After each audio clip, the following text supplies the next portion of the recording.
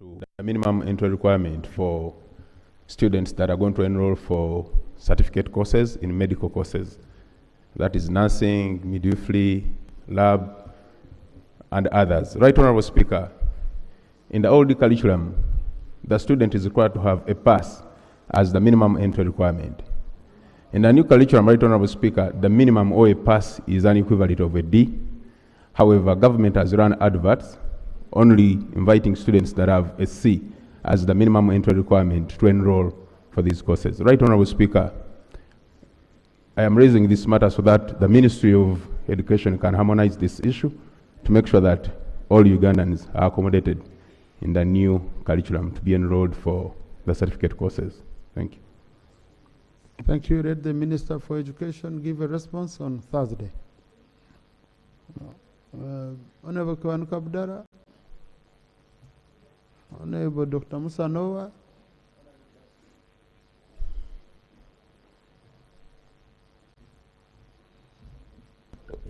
Thank you very much, Right Honorable Speaker. Right Honorable Speaker, the matter I want to raise is regarding the payment of tobacco farmers. You are very aware of the story of these farmers, and this year, financial year, the 9.7 billion was provided. In February, Minister of Trade did verification of Auditor General's report and committed that farmers will be paid in March. But now it is April, the farmers have not received this money, and every day we are receiving calls on when the money will be paid. My prayer as one, the Minister of Trade should explain when the farmers will be paid. Secondly, during the verification exercise, some farmers who lost their slips were not considered. Contrary to a meeting we had on 4th April with the Minister of Trade and the Attorney General's chambers, where we agreed that farmers who lost their receipts should get police letters and else letters and letters from GISOs to indicate that they indeed have their receipts lost. And these farmers, they have their records in the Auditor General's report, but unfortunately they were not considered in the report. So my second prayer is that ministry should explain how they are going to handle those farmers. Thank you, Right Honorable Speaker. Thank you. This is an issue on the part of payment. It's an issue which the minister responded to last week, but I will request him to repeat himself since he's here for emphasis purposes, and then also the second part of the question. Minister for Trade.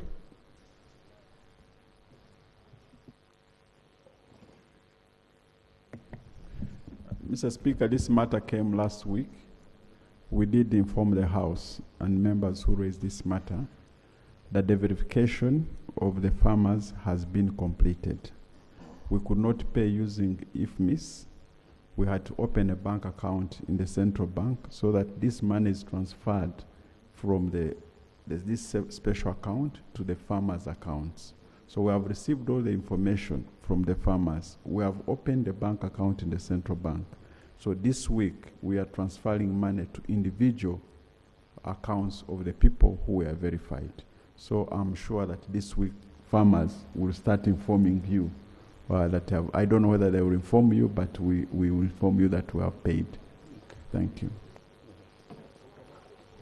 No, the second part on verification, the ones who had lost slips. The one of slips. Maybe you need to consult further. The one who have not familiar with that situation, but I'll cross-check. If a farmer is confirmed by the relevant groups, then we should find a mechanism on how we should pay them. But I'll cross-check and come back to you. Thank you. Next item. Yes, procedural. And welcome back. Thank you. Right, Honorable Speaker. Honorable, I thought you would do good to procedurally guide on a matter that you had guided on, but has remained hanging. A few days ago, I raised a complaint asking for government to update us on the question of transferring files of civilians who had been incarcerated by the court martials, the military courts. And after the Supreme Court's decision saying military courts have no jurisdiction over civilians, and of course a couple of, including military persons on particular issues. We have been waiting for these files to be transferred to no avail. It's been week after week, it's over 3 months now, and that has not happened. You are tasked government to get back to us on this issue. The government chief whip did commit to come to this house with a statement through the Minister of Defense, I believe. Incidentally, he did reach out to me, Honorable Bua, something I appreciate him for, to get clarity on exactness of what I had raised. And I did give him information, and he captured also what was on the Hansard. So I thought that that reaching out, which was a good thing, should have been followed with that statement, which they committed to bring, I think through the Minister for Justice, actually. So can government tell us what is happening regarding this matter? Because you are in contempt of a decision of the Supreme Court. It made its determination over 3 months ago, and government committed they are going to transfer those civilian files to civilian courts. That has not happened. Why? Why is government okay with being in contempt of court? Thank you. Yeah, Honorable Alop, let's handle that matter tomorrow when we are handling the Ministerial policy statement for legal, Committee on Legal. Attorney General will be here. Let's put him to task tomorrow. Okay? Yes, Honorable Kanyike. Thank you, Right Honorable Speaker. Right Honorable Speaker, we are processing ministerial process statements. And last week, we adopted the report on the Committee of Public Service and local government. Right Honorable Speaker, I raised a question here concerning the delay for the implementation of the monies which were given to districts which were carved off from the new cities. Right Honorable Speaker, Masaka District received the money on their account. Honorable, what's your procedure matter, and which rule are you applying? Thank you. With your indulgence, Right Honorable Speaker, Masaka District received the... Honorable, please, listen to the presiding officer, okay? Because where you're going, you're not on a procedure matter. So that procedure matter is for issues inside here. No, I don't go through that. Please, the procedure matter is for what is going on here. Yes. Yeah, so when you take me to Masaka, no, please. I was just giving a preamble and then raise my procedure matter. Honorable, what is not procedurally going right here now? Okay. Right Honorable Speaker, I thank you for your guidance. The procedure matter I'm raising, it is concerning, actually in your communication, you alluded to that we are processing ministerial process statement, and it is on the other paper. So the procedure matter I'm raising, that last week we adopted the committee, the committee report on public service and local government.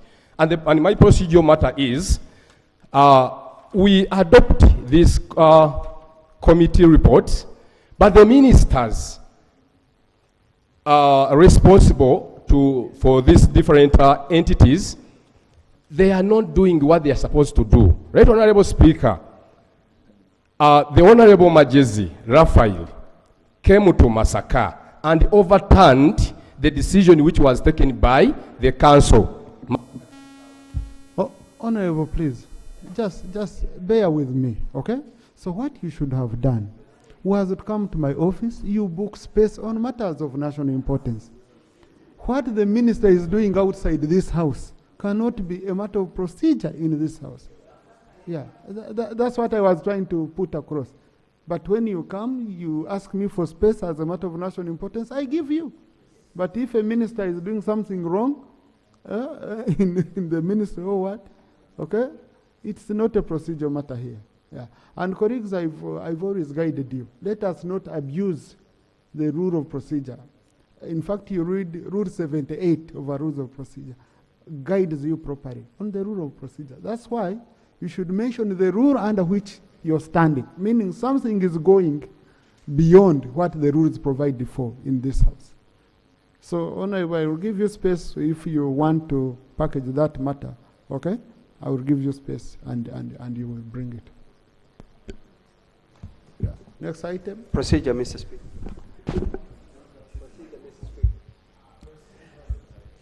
Colleagues. Honorable Watkins, under what rule? 178.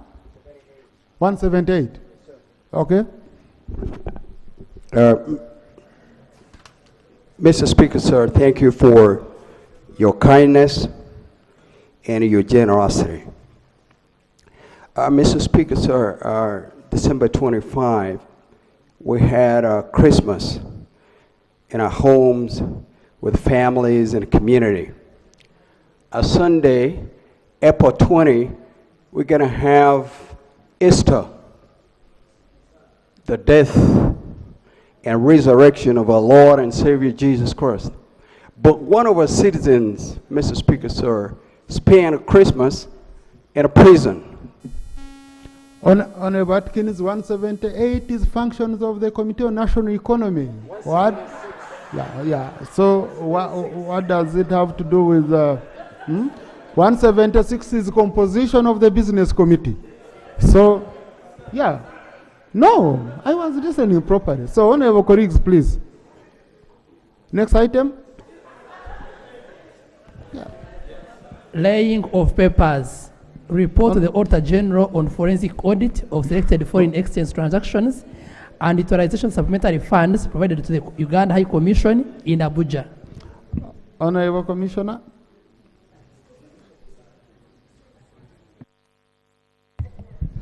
Right, Honorable Speaker and Honorable colleagues, I beg to lay the report on the forensic audit report on selected foreign exchange transactions and utilization of supplementary funds provided to Uganda High Commission in Abuja, Nigeria, during the financial years 2022-2023 and 2023-2024. Right, Honorable Speaker, I beg to lay. Thank you, Commissioner. This report has very sensitive issues bordering on fraud and all that. So it's referred to the CID, Director Criminal Investigations Department, for further management. And then the minister responsible will be required to bring here an action taken report, which now we will go through. Thank you. Procedure, Honorable Zake. Mr. Speaker, I'm raising on a procedural matter. I'm seeking for your guidance, Mr. Speaker. Is it procedural okay when a plenary session is ongoing and then there is another parallel meeting in this same building, Mr. Speaker? I've got information as of now. There is an ongoing meeting chaired by another presiding officer in the same house, in this building, Mr. Speaker, in the conference hall. Is it procedural okay that to happen? That's why most of the members are not here, yet we are discussing very important issues, especially to do with ministerial policy statements. I thank you. Colleagues, in our rules, we don't have two presiding officers. The one who is seated here is the presiding officer. That's number one. Information to correct my statement. But Honorable, you don't access a microphone that way. You don't dive and you land on a microphone. You seek for permission. Kindly. Yeah. Yeah. Just let me make it very easy. Yeah. Really, I don't know I'm not privy to what is going on. No, Honorable colleagues. But also, I must tell you that usually we have issues which are beyond plenary. Okay? And on several occasions, when one of us is chairing, the other one can be handling issues as long as they are related to the running of this house. So that's normal. We usually do it, and we work together on the same.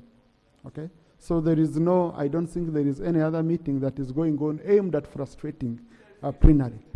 And even I have some committees which are meeting now. So I cannot stop meetings from going on. Just let's, take it easy. It's very easy. Yeah. Honorable Nandara. Mr. Speaker, thank you very much.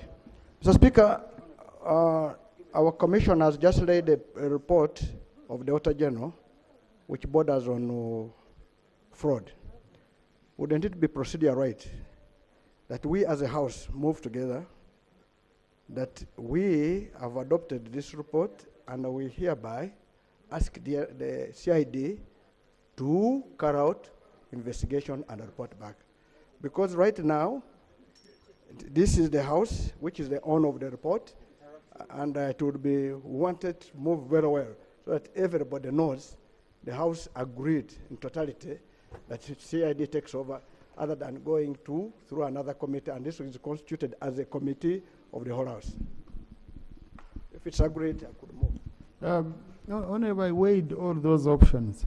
Okay, yes, I weighed all those options, and I found what is very critical is, number one, that for the CID to look into it. We are not saying go and implement. We are just saying look through this. If you find indeed what the Auditor General has discovered borders on criminality, you go ahead and you take charge together with the DPP. It's their option. So that's why I felt that first adopting it here, now that would be a resolution of Parliament. But now, what we are doing, we are getting the report without our resolution. We are saying the Auditor General found this, kind of look into it. We don't need to make a resolution on it. Speaker, I'm not here against your ruling, because this report, there's nothing which bars any other office of government, like Auditor General, rather, like CID, like the IGG, to handle it. Now, since it has been laid in the House, we wanted to lay, as far as Parliament is concerned, let now CID take up this matter. That's what I'm trying to say, Mr. Speaker. I'm not saying that you have ruled, just it would be better and decent by saying, we as the House, we have received the report, we hereby ask the whole House agrees that CID, it might have already taken over, but also says takes it over. Yes, my brother. Honorable Nwagawa. Yes, thank you for giving away. You know, under our rules, the presiding officer has wide discretion. And if you fetter a discretion like this one, when he has looked at the report and finds it fitting to send directly to CID, and you want the House to first adopt it without the House looking at it critically, don't you think that would clog the business of the House unnecessarily? Why don't you allow the decision of the Speaker, which has already made and taken, to take precedence, and then the House will be briefed by the respective minister at an appropriate time? Thank you. Honorable colleagues. Okay, I agree, Mr. Speaker. If that's what you want us to, let us take it that way. Thank you. And you remember that's how we also handled the one of cooperatives. Yeah, so this. Honorable sir, on what? Because I need, before I give you permission, I always need, before you access the microphone, I need it to know. On which guidance? Right, Honorable Speaker. Last week, I raised the issue of police officers who had not been paid their salaries, some for 6 months, 8 months, and so on. And you directed the Minister of Public Service to come and give a statement here. When she came to the floor, she actually stated that the Minister of Internal Affairs would actually come and give a statement to this effect. I have not seen the Minister of Internal Affairs the whole of last week, and neither do I see the Minister here. But what has also come to my attention, Right Honorable Speaker, is that some other police officers have reached out to me. These are lawyers. Recall that there was a decision to enhance the salaries of lawyers serving the police force. These police officers actually went even to court, and there was a decision of the High Court because their salaries were actually reduced from what they were actually earning. So this is a decision. I can lay that the decision of the High Court in my phone. You want me to lay it? But, Honorable Sarah, whom are you talking to? So, Right Honorable Speaker, the point that I actually wanted to raise is that when is the Minister of Internal Affairs coming to make that very pertinent statement, because the country is actually waiting. These are people with guns. How are these police officers surviving, Right Honorable Speaker? Maybe that is why we are seeing all these... Let's handle that matter on Thursday. On Thursday? Yeah, Thursday. Okay, thank you, Right Honorable Speaker. Thank you. Next item. Honorable Bahati, you wanted to make a comment? I just wanted to update the honorable member in the House that the Minister of Internal Affairs is actually handling that matter. So on Thursday, he will update the House, but we are already handling it to address the situation. Thank you. Next item. Motion for approval of the proposed annual budget for financial year 2025-2026, Committee on Health. Procedure, Honorable Atkins. Thank you very much, Mr. Speaker, for your generosity and kindness. I'm back. Okay, if you're asking for the rule, is Rule 78. Honorable, who are you talking to? I'm talking to, I'm addressing myself to you, Mr. Speaker, and just like I said, Right Honorable Speaker, December 25, we had a Christmas, the birth of Jesus Christ. And April 20, this Sunday, we're going to have the resurrection of our Lord and Savior. Mr. Speaker, sir, my procedural issue appeals to your grace, your mercy, generosity, and kindness. While all of us are looking forward to celebrating the resurrection of the Lord with our families, friends, and communities, there's one senior citizen, Dr. Kiza. Honorable Atkins, I think, I don't know, I don't want it to look like I'm suffocating you, or I'm denying you space, or Rule 78 provides for procedure. And Rule 78, Rule 78(4), where a member interrupts the debate on a point of procedure, the member shall state the rule of procedure he or she deems to have been breached by the member holding the floor, or the procedural matter he or she wishes to be ruled upon before subjecting the member to the Speaker's ruling. Procedure is for what is going on in this House. Okay? I know the matter. Can I guide that, Honorable, you book space? I allow you to raise it as a matter of national importance. Please, that would be. Appreciated, Mr. Speaker, and I have no problem with booking that matter. Can that matter be accommodated in the afternoon? Because to me, it has a lot of urgency. It's urgent to... Thank you. Honorable, you come, you book a matter, I will determine when to give you time. Okay? Thank you. Thank you very much, Mr. Speaker. Chairperson, Committee on Health. As the Chairperson, Committee on Health comes in the gallery this morning, our colleagues, I'm used to afternoon. We have a group of students from the School of Law, Makerere University. They are represented, Makerere area is represented by Honorable Kazwe Bashir Mbazira and Honorable Shamim Marende. They've come to observe proceedings of this House. Please, colleagues, join me in welcoming them. Thank you. Thank you. Chair, Committee on Health, you have 15 minutes, and then we debate your statement. Thank you very much, Right Honorable Speaker.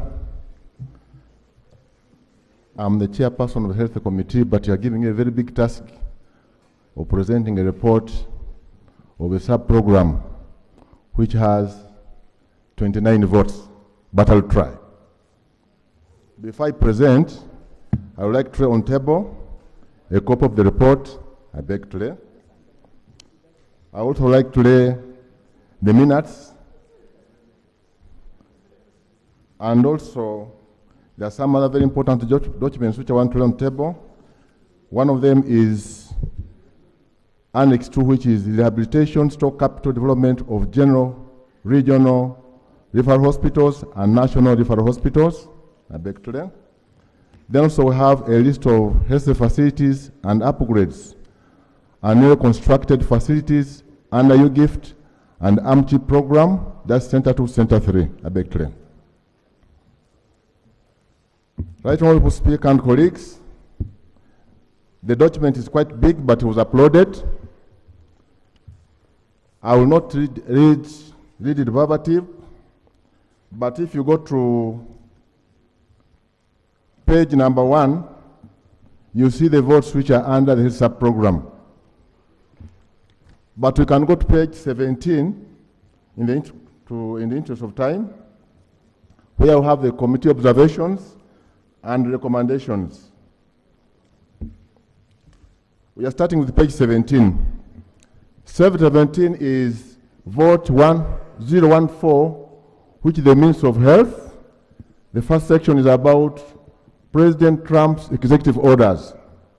The committee notes that the following the extension of execution of President Trump's executive orders, the USA government withdrew financing resulting in funding shortage of total 604 billion. Now we can go to the recommendations. The first one is the Minister of Finance should find alternative financing to bridge the gap of 604 billion for the health sector to ensure that the key programs continue running. The second is the government should fast track processing of the National Health Insurance Scheme bill as a measure for generating domestic revenue to finance health sector. The third, the Minister of Health should integrate the programs affected by the withdrawal of the USAID funding into the mainstream healthcare system. Then second one is adequate funding for regional equipment maintenance workshops. This one can go straight to the recommendations. Uganda shillings 2.3 billion is required to fully functionalize regional equipment maintenance workshops. The second is the regional referral hospitals should prioritize recruitment of biomedical engineers and technicians to service and maintain the medical and diagnostic equipment. When we go to page 18, it's about the oxygen plants. We can go straight to the recommendation.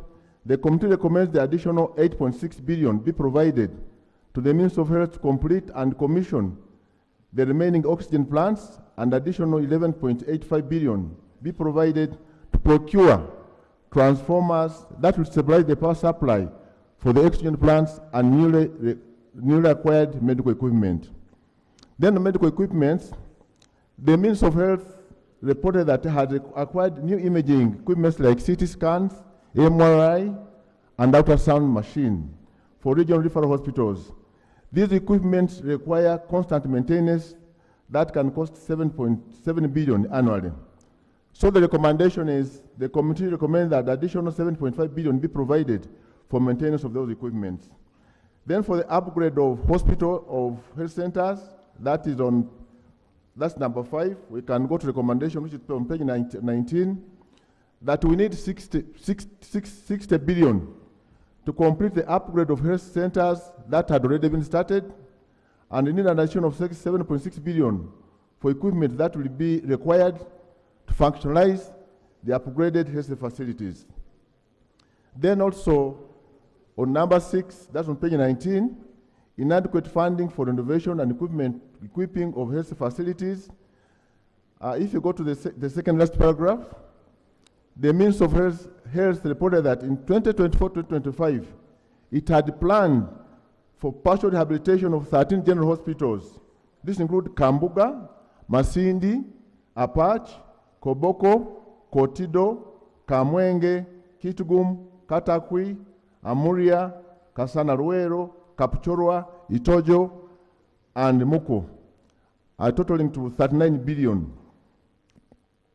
The total budget was 39 billion, and the cumulative release for quarter 1 and quarter 3 was only 12.7 billion, which is only 32%. So we can go to the recommendations on page 20. Minister of Finance should provide additional funds amounting to 46 billion to complete rehabilitation, expansion, and equipping Masindi, Kambuga, and Tojo General Hospitals which are currently very old and dilapidated. The second is finance should provide 20 billion, which is required to commence the rehabilitation of the following general hospitals: Apach, Koboko, Kotido, Kamwenge, Chitugum, Katagui, Amuria, Kasanaruero, Kapuchorwa in a phased manner. The third, finance should prioritize the release of the Transitional Development Grant to address the issues of delayed completion of rehabilitation. Then there are some hard-to-reach areas like in Mayuge, Namayungo, Karangara, Buvuma, and the rest. The recommendation was this should be given affirmative action when it comes to health service delivery. Then started of ambulances. There are 158 constituencies which haven't received ambulances, and the only members are complaining. And also, we have 14 bought ambulances, but these are very expensive to maintain in terms of fuel and servicing. So the recommendation was, the first one is, finance planning and economic development provides additional 54 billion to procure 158 ambulances for the remaining ambulances, for the remaining constituencies, including mine. The second one, additional funds amounting to 17 billion. That is fuel 12.8 billion and 5.6 for servicing, be provided for the maintenance and functionalization of the current fleet of ambulances under the National Ambulance Call and Dispatch System. The third, the Ministry of Health should allocate specific time and days when the bought ambulances should move so that the public is aware of the schedules. Then the fourth, more funds should be provided to complete and add more regional call dispatch centers. Then on 9th, that's the Organ Transplants Council. The Human Organ Donation and Transplant Act was assented to by the President, but we don't have the council. And this council is, so we need to set up the council.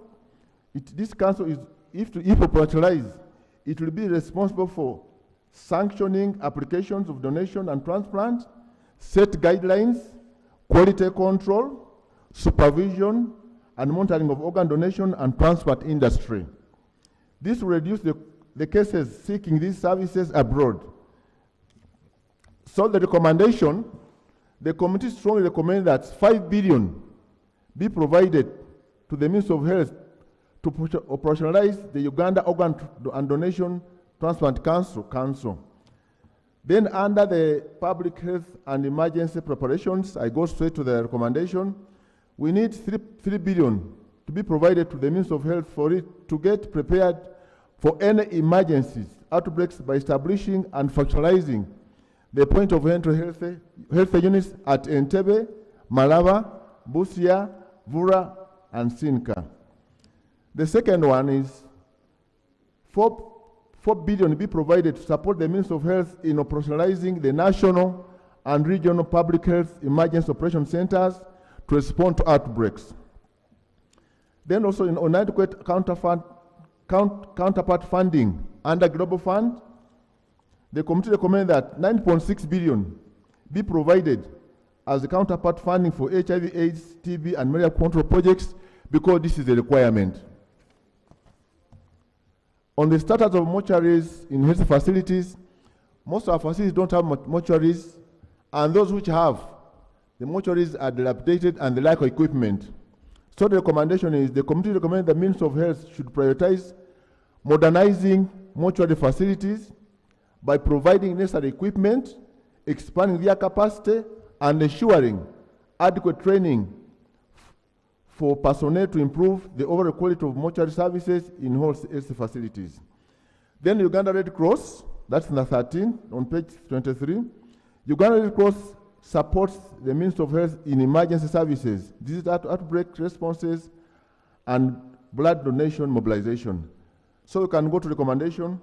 The committee recommends that an additional 3.7 billion be provided to Uganda Red Cross Society to enable them support the Ministry of Health in emergency services, disease outbreak responses, and blood donation mobilization.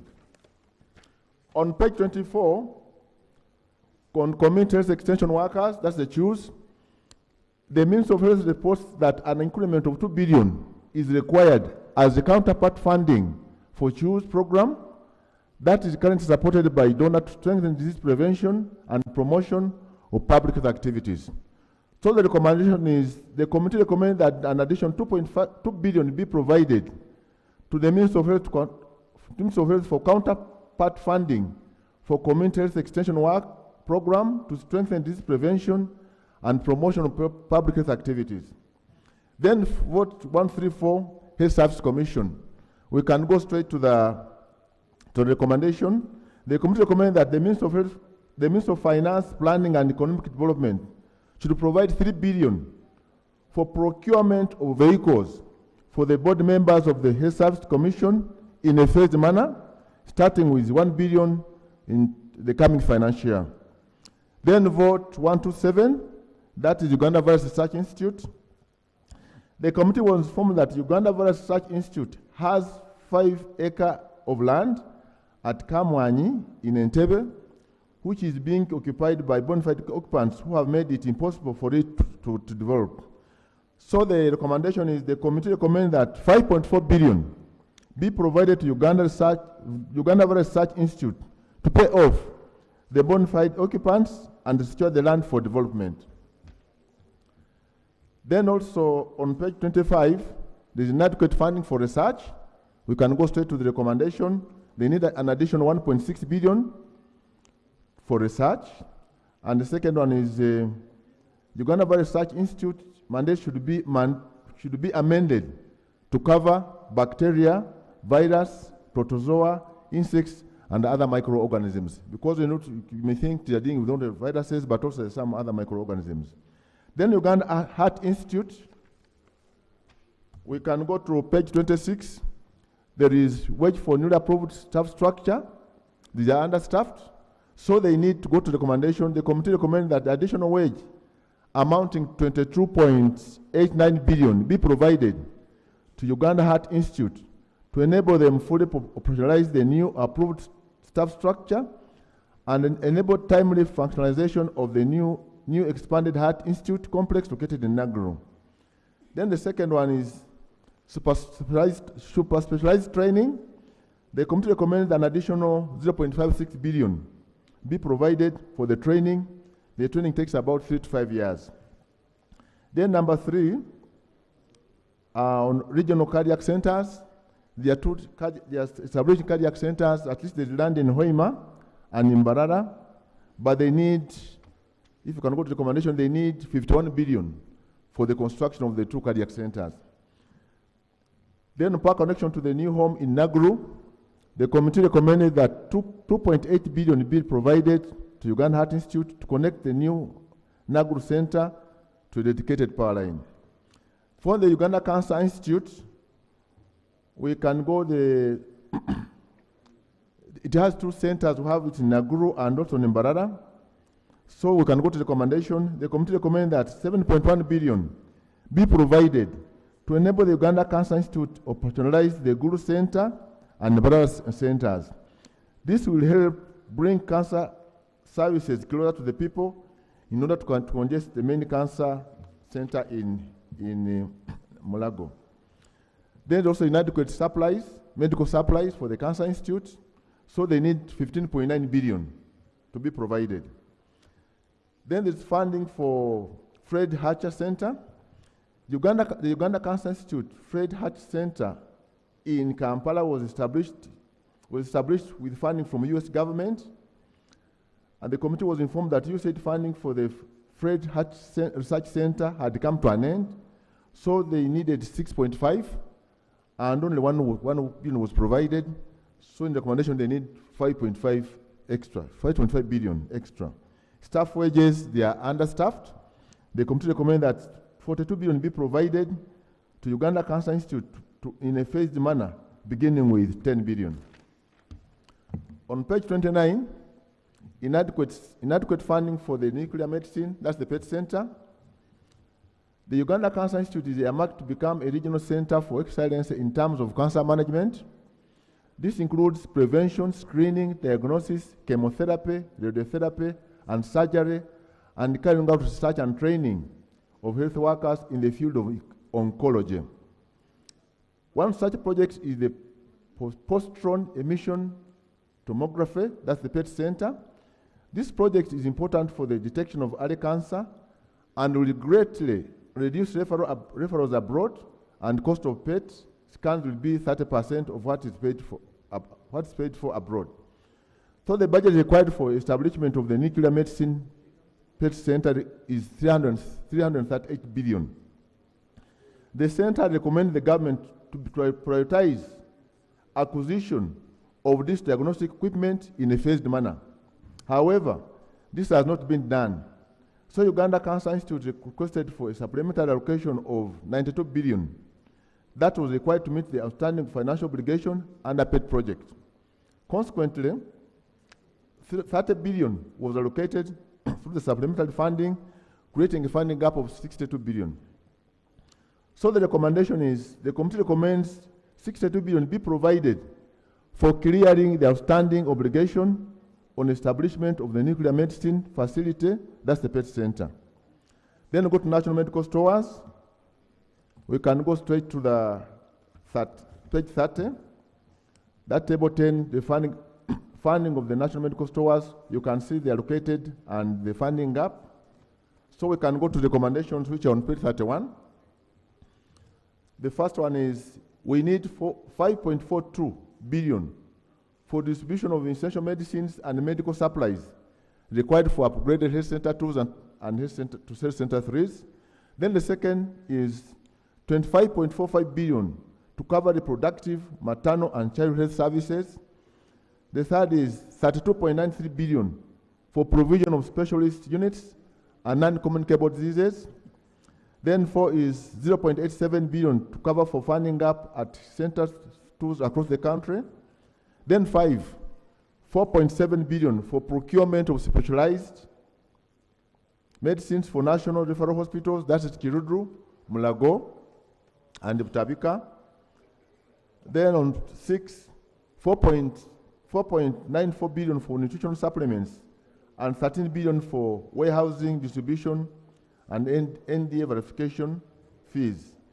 Then this is 7th, the government of Uganda should work towards creating increased partnerships and investments in Africa vaccine and drug manufacturing capacity to ensure sustainable, timely, and equitable access to life-saving vaccines for the country to avoid over-reliance on donors.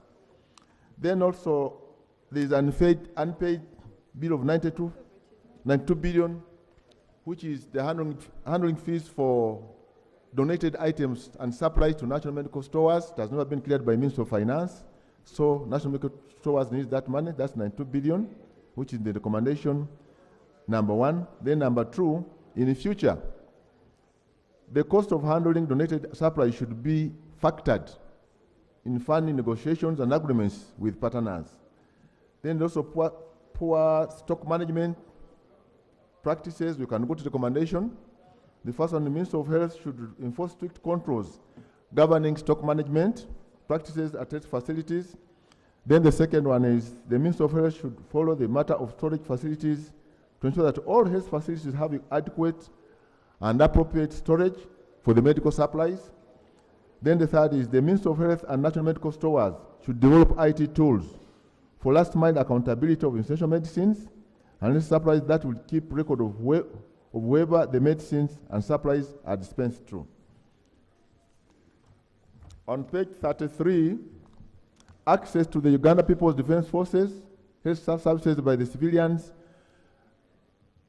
The facilities under UPDF are also accessed by the civilians. They used to get 2 billion, but had been stopped. So the recommendation is we need that's 2 billion being instated to UPDF to cater for medical services extended to the civilian population. Then also they have a new established hospital at Mbuya, which is a 436 bed. So we can go straight to the recommendation.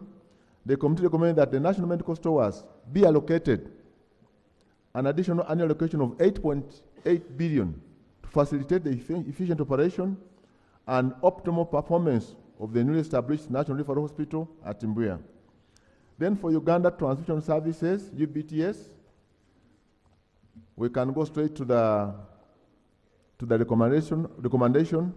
The committee recommended that 3.5 billion be provided to Uganda Blood Transfusion Services to procure 10 more blood mobilization vehicles that will support them in blood donor activities, given the 3 new blood banks.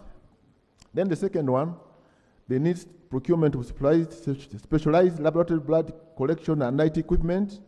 We can go to the recommendation.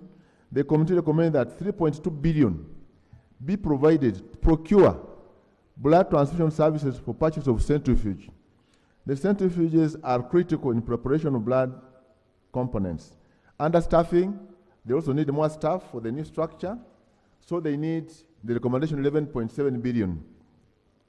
But this can be done in a phased manner. Then when we go to Kawempe Hospital, we can go to, it's only 46% of the staff positions are filled, so we need an extra 6.1 billion to raise that percentage to around 60%. Then inadequate funding for medicines and supplies, and the recommendation we need about 1 billion.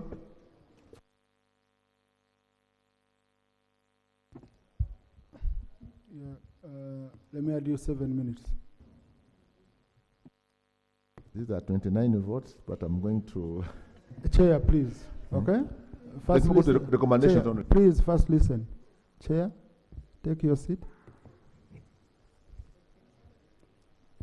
That's not how we work on the floor. Okay? Yeah, you're chair when you're guided. You don't start by procrastinating and then you start. You utilize your time because we need members to have more time for debate. We read this report. You gave it to us last week. So we read the report. We need debate. Otherwise, if we go on reading and members don't debate, then you'll be satisfying yourself. 7 minutes. Much obliged, Right Honourable Speaker. I think now I'll go to the general observations.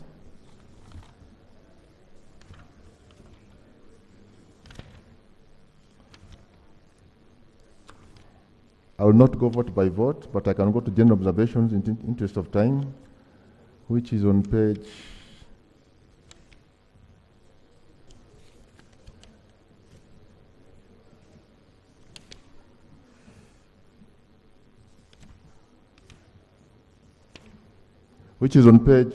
on page 54. That's general observation and recommendations. The effect of oxygen plants on electricity bills, we can go to the recommendations.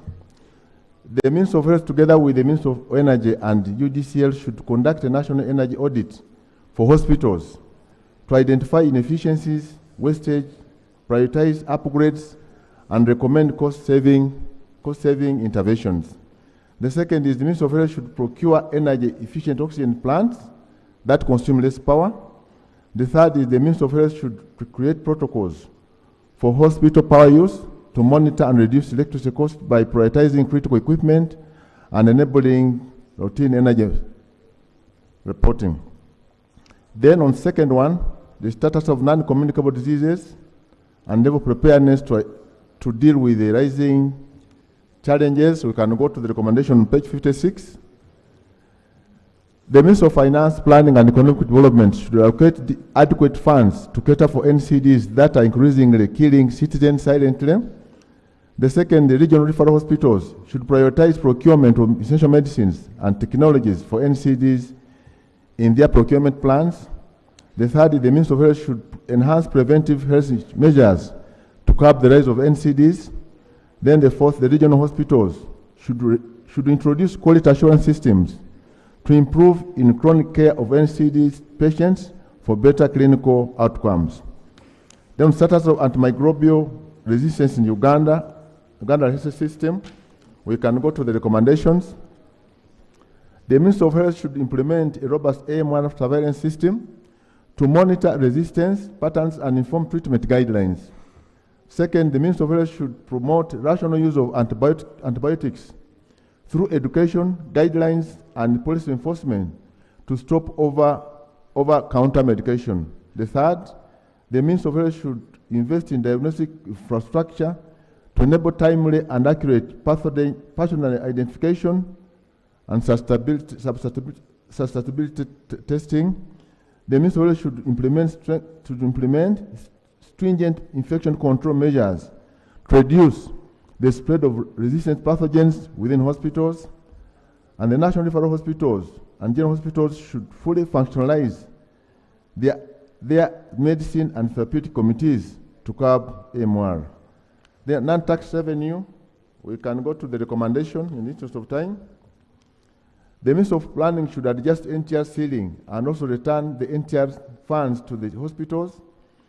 Then second one is the Ministry of Health should establish clear accountability mechanisms to monitor the use of NTR, ensuring funds are directed towards patient care and infrastructure development. Then AMH should come up with clear guidelines in utilization of the NTR. Private wings, I think also go to the recommendation. The budget for private wings should be enhanced to match with revenue collections.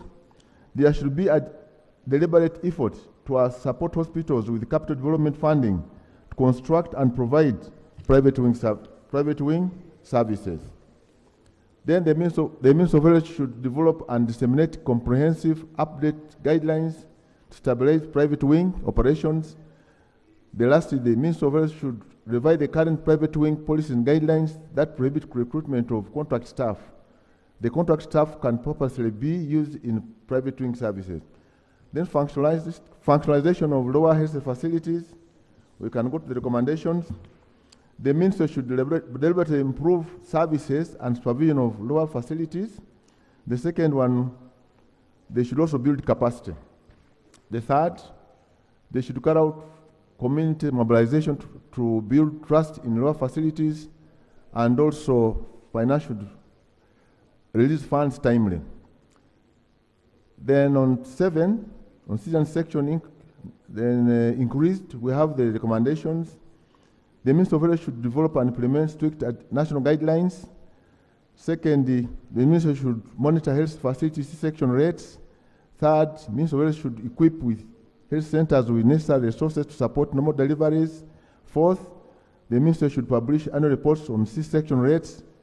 5, Ministry should educate communities on the benefits of normal delivery. The National Health Insurance Scheme Bill, we go to recommendation. The Ministry should fast track the National Health Insurance Bill. 9, access to medical services by refugees. We can go to the recommendation. The Ministry of Health should come up with clear policy on access of medical services by refugees and foreigners. The second one, the Ministry of Health should foster collaboration with neighboring countries to share information and resources about these outbreaks, and also create joint health task forces to manage cross-border health threats. Third, some districts like Kampala, Nebi, Yumbe, and Koboko, which is a refugee-affected or trans district, should be considered to benefit from refugee hosting district projects. The current burden with sickle cell disease, you can go to the recommendation. The National Medical Stores should budget for sickle cell medicines should be increased. They need an additional 1 billion. Then the second one, the referral hospitals should prioritize procurement of hydroxyurea. The third, the Ministry of Health should strengthen all existing sickle cell clinics within the regional hospitals. The fourth, national and regional hospitals should prioritize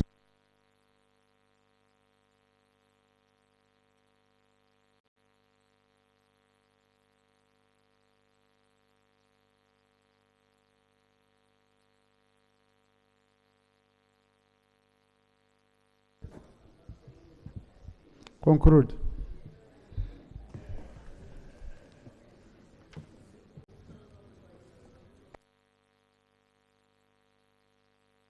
Thank you, Right Honorable Speaker. The conclusion. The government policy on health emphasizes access to high-quality health care by all Ugandans as a means of guaranteeing their contribution to the country's socio-economic transformation. in line with the government's commitment to preventive health care as opposed to curative services, which are costly, more emphasis should be on ensuring equitable access to well-equipped health facilities, trained and motivated health workers, in addition to improvement in the healthcare delivery system. The committee recommends that a total of 3.2 trillion, excluding KCCA, Uganda East Commission, local government PXC, of which 1.628 is recurrent, that includes pension, gratuity, and arrears, and 1.61 is development expenditure. The budget allocation for the health sector is shown in the table below.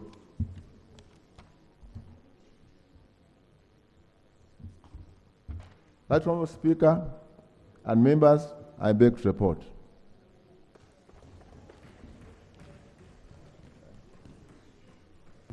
Thank you, Chair.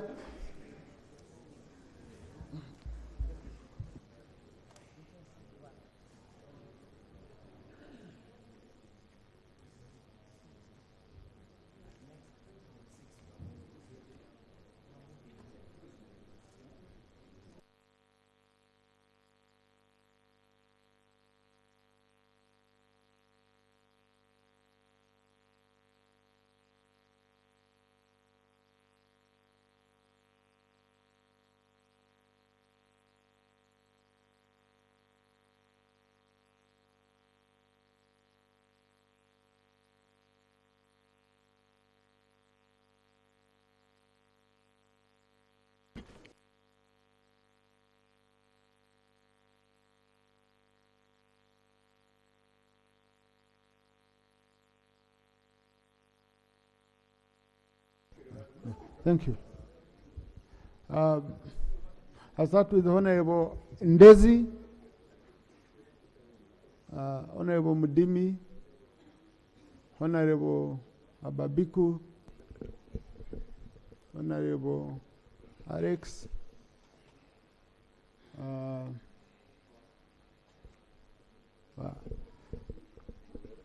Honorable Max Ochai, Honorable Enos, Honorable Nyachkongoro, Honorable Paparu, Honorable Seku, Honorable Tumwine and Mary, Honorable Pendi, yes, the Honorable Tera. The rest you first. Yeah. 3 minutes each. Okay.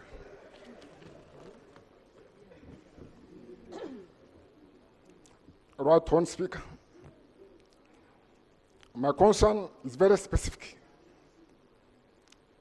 From my constituency and also from colleagues here.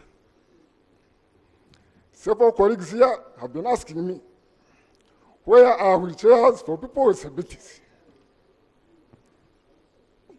I read this report in quite fine details. I read the report in fine details to be able to identify an answer to this question, but unfortunately, no answer. What I know very well is that once upon a time, in the 1970s, this country had the best orthopedic services in this country, in all of south of Sahara. However, as we speak right now, all these workshops have collapsed. They are not undertaking any production at all. As we speak right now, people who need these appliances have to resort to the private sector. You need more than $500,000 to purchase a wheelchair. You need more than 300,000 shillings to buy a crutch. Ordinary people cannot afford this. When we made the Disability Act, we said the Ministry of Health shall ensure that people with disabilities access mobility appliances at free or subsidized prices. We have been asking the Minister of Health to prepare this provision of the law, but nothing has been done. So my question is, Minister of Health, when will you ensure that people with disabilities in this country have access to these services at affordable prices? Where is the plan? Where is the budgetary provision? Thank you so much. Thank you. Honorable Dimi, Honorable Babiko. Right, Honorable Speaker, Mbale Hospital, Regional Hospital, is overwhelmed by number of patients. Some time back, 10 years ago, government initiated the construction of surgical ward. Up to now, they have not completed. It requires only 5.6 billion shillings to accommodate over 250. It is a 250 bed capacity. But up to now, they have not finished. And when you visit Mbale Regional Referral Hospital, patients are all over the corridors outside. And it's now raining, mosquitoes, those who are taking care. So I want the Honourable Minister to tell us exactly when is the government providing that additional money. Some time back, Parliament tried to make a budgetary allocation for it, but the money was not released.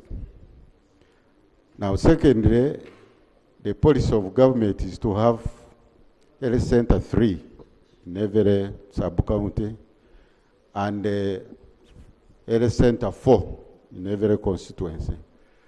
Right, Honorable, you realize that Bulambuli has 3 constituencies, but with one Health Center 4.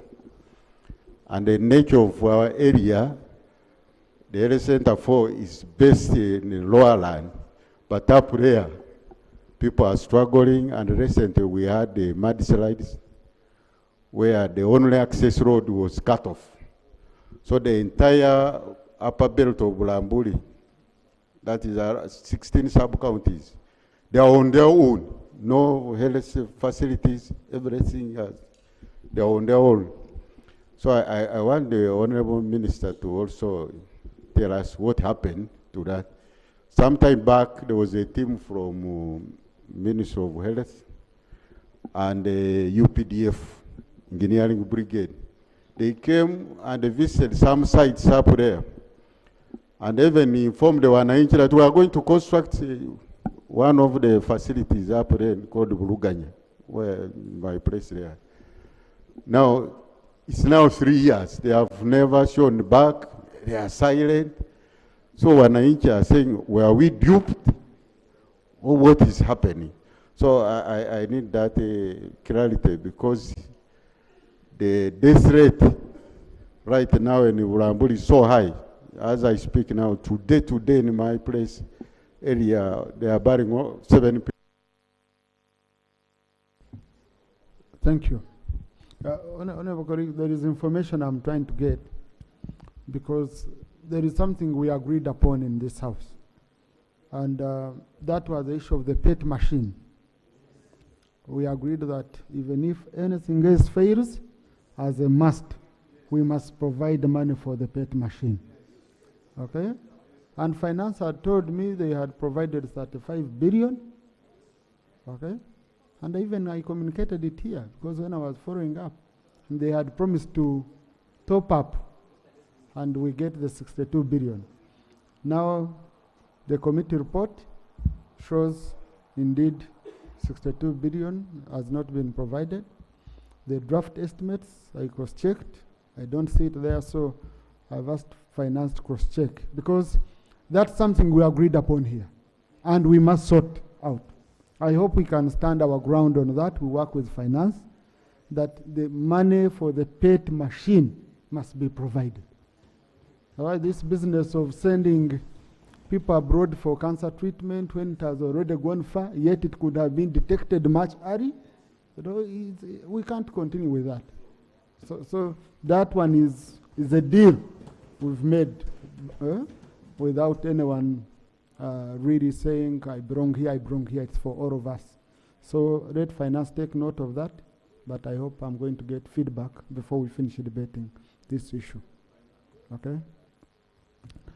Honorable Babiku, Thank followed you. by Honorable Alex. Thank you so much, Right Honorable Speaker, for the opportunity. I want to thank the committee for the comprehensive proposals to this House. My first issue is about government effort to promote safe delivery by mothers. Government has scored highly in this area, but there's a big challenge because we have shortage of maternity wards, especially in the Germany district. The district referral hospital has inadequate capacity, and mothers with their babies are now accommodated in a grass touch room. And rain has started. Many babies are going to die. Honor Minister, I have written to the ministry. I raised it here for 4 times, no action. Who will account for the death of those people if it occurs? 2, I am concerned on how best we can avert unnecessary dying of our people. And also better management of some of the diseases, especially hepatitis C. Honourable Minister, this matter came to your office. We don't have reagents at district referral hospitals, the whole country. That's why many people die, because they get tested when they are referred. And what the district referral hospitals do is only to send the samples, which take 2 weeks for people to get their results. But also it is very expensive. One patient has to pay 250. Can we have provision for this? It's not only for Juman, but for the whole country. The committee raised the issue of how to rehabilitate the mortuaries. But Right Honourable Speaker and colleagues, there is an occurrence of uniqueness in our districts in relation to some deaths associated with unique cases where people refuse to bury their deceased people immediately. Hospital tries to preserve the bodies, but to a limited extent. I'll propose for all the district referral hospitals, let's have fridges. Thank you, Honorable Nyonsaba, followed by Honorable Max Ochai. Honorable colleagues, I've already picked the round, those who have come late, and they will forgive me. Thank you, Right Honourable Speaker. I first of all thank the able chair of Health Committee for the submission. But on the other hand, I have a concern. In my constituency, I'm aware that about 125 constituencies don't have health center force. But mine is a special one because of one next to DRC, and we have refugees coming in, year out. And they frustrate the services of the health sector. So this, there is a Health Center 3 called Muramba Health Center 3, which is the only one that is bordering the area where the refugees come from. So it's always suffocated, and it really requires to be upgraded to a Health Center 4. And also, Kisoro District, being just a center for refugees to go through, they don't actually go through. They stay permanently. So Kisoro requires actually to be a district as a refugee hosting district. That aside, that Muramba Health Center 3 gets deliveries of babies about 10 per week or plus when there are no refugees. When there are refugees, they go to even 30 per week deliveries. Those are per day deliveries. So, Right Honorable Speaker, I request that we be considered for upgrading that Health Center 3 to Health Center 4. Or at least a maternity be constructed in that area. Thank you, Right Honorable Speaker. Thank you, Honorable Maxwell Chai, followed by Honorable Anne-Marie Tumwinde. Thank you very much, Right Honorable Speaker, for this opportunity. Right Honorable Speaker and honorable colleagues, the committee has done and have fulfilled their constitutional mandate of presenting to us recommendations with respect to the health sector. I want to thank them for focusing on the Uganda Cancer Institute. I have a patient right now in Mulago, and what I have seen over the past 2 weeks or so is actually very, very alarming. And therefore, when the committee comes up to say that we need to support the Cancer Institute, I fully support them too. Particularly now when they are calling for additional 42 billion shillings for wage, let us, colleagues, support this and request Minister of Health to reprioritize their priorities and ensure that the Cancer Institute is fully funded. The other recommendation that I want to support is with respect to increasing the ceiling of non-tax revenue by Minister of Finance. I would request that Minister of Finance considers this as a critical matter. Let them review their macro-fiscal framework and ensure that the ceiling is lifted so that the respective institutions actually get what can be used to finance health sector activities. In addition, just for, I want to move with you, Honorable, because I know you're an expert in budgeting. Honorable Maxwell Chai was one of the top officials in the budget office in the Ministry of Finance before coming here. Yeah, I just wanted to know on that NTR, because NTR must be generated by the institution that is requesting for it. Should we say the ceiling is below what they are generating, and then they end up not receiving their money back, which we usually do through supplementary? Otherwise, how shall we raise the ceiling for NTR if they are not generating it? Yeah, thank you very much, Mr. Speaker, for that question. From history, projection of non-tax revenue has actually been wanting, to the extent that sometimes you realize an amount which actually is far below the potential. It's very important. Mr. Speaker, Honorable Maxwell is raising an issue. We know that non-tax revenue is revenue which is collected by the ministry, and in most cases is remitted back for purposes of running the activities. And studies have been done. So the clarification I want to seek from you, my brother Maxwell, what has been collected for the last maybe 3 years that we as Parliament have not allowed it to be extended on Ministry of Finance?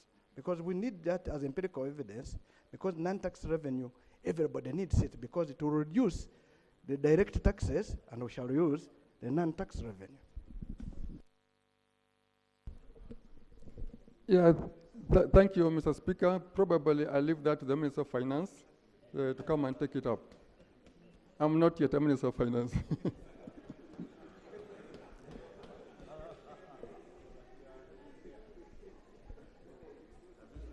But you see, what Honorable Nandara has asked is what I asked. When you recommend that we raise the ceiling for NTR, okay? The question is, how much did they correct and what is the ceiling? Because usually, whenever the ceiling is low, we extend this money through supplementaries, which is a tedious process. So I would be, because all NTR, we ensure it goes back to the entities. So that recommendation, Honorable Max, that's why I refer to you as a budgeting expert. You should be. Mr. Speaker, as I was saying, that Minister of Finance for once should have the capacity to make precise forecast of the non-tax revenue. Once that is done, we shall actually get away from these additional supplementaries time in, time out. But that said, the report actually, to me, does not indicate to us in any way that the estimates from Ministry of Health or the health sector is equity responsive. A sub-region like Bukedi, which actually is very poor, disadvantaged, despite the enormous resource potential, seems to have been actually ignored in these estimates. How I wish Minister of Health could tell us when exactly Toro General Hospital will be upgraded to Bukedi Regional Referral Hospital. I thank you. Of intern doctors who are still seated waiting for placement. And this year there will be more graduating. And from the report, I'm not seeing any budgetary provision for placement of intern doctors. My question is to the Minister and the Chair, what is going to happen to the backlog and to the new interns who, students who will be graduating? Thank you, Right Honourable Speaker. Thank you. Honourable Enos. Thank you, Right Honourable Speaker. Right Honourable Speaker, when you look at all the submissions we're going to make today, they all have to do with resources.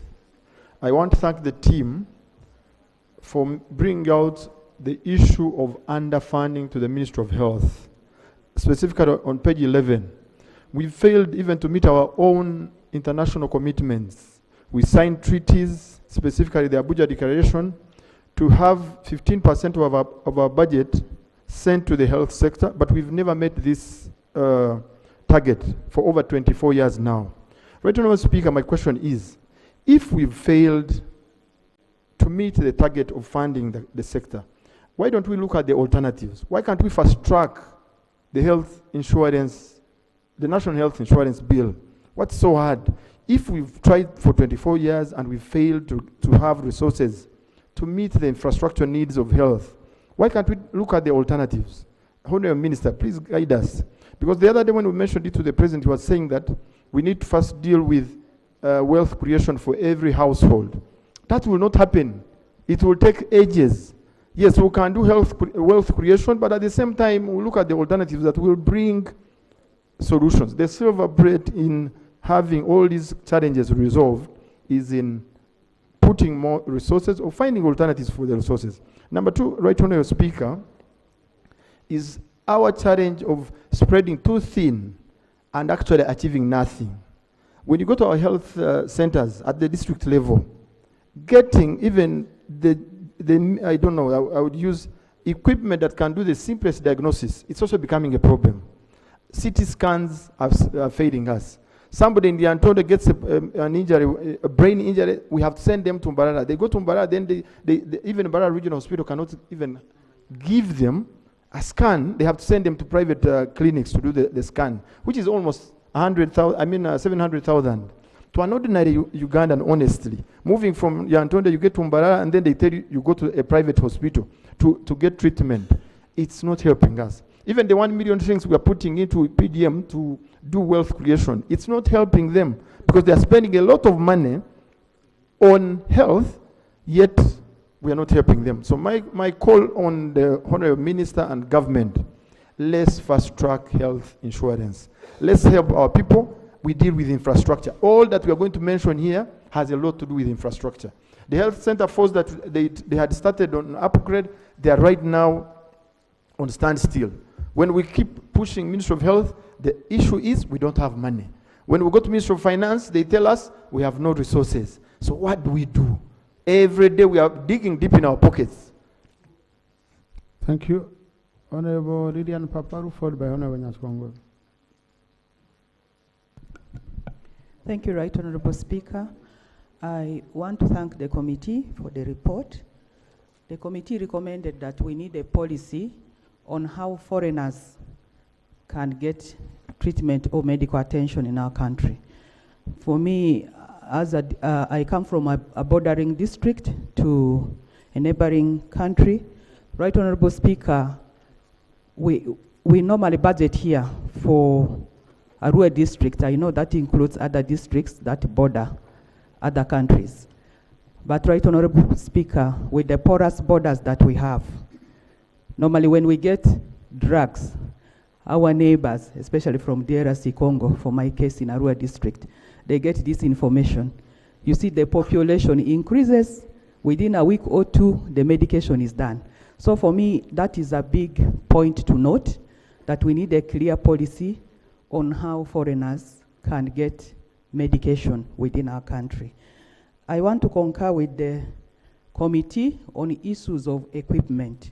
We have been making some progress in improving health services in the country. In my district, we have finally had a health center 3 upgraded to a health center 4. There were some infrastructural developments done, but there's no equipment and the staffing is limited.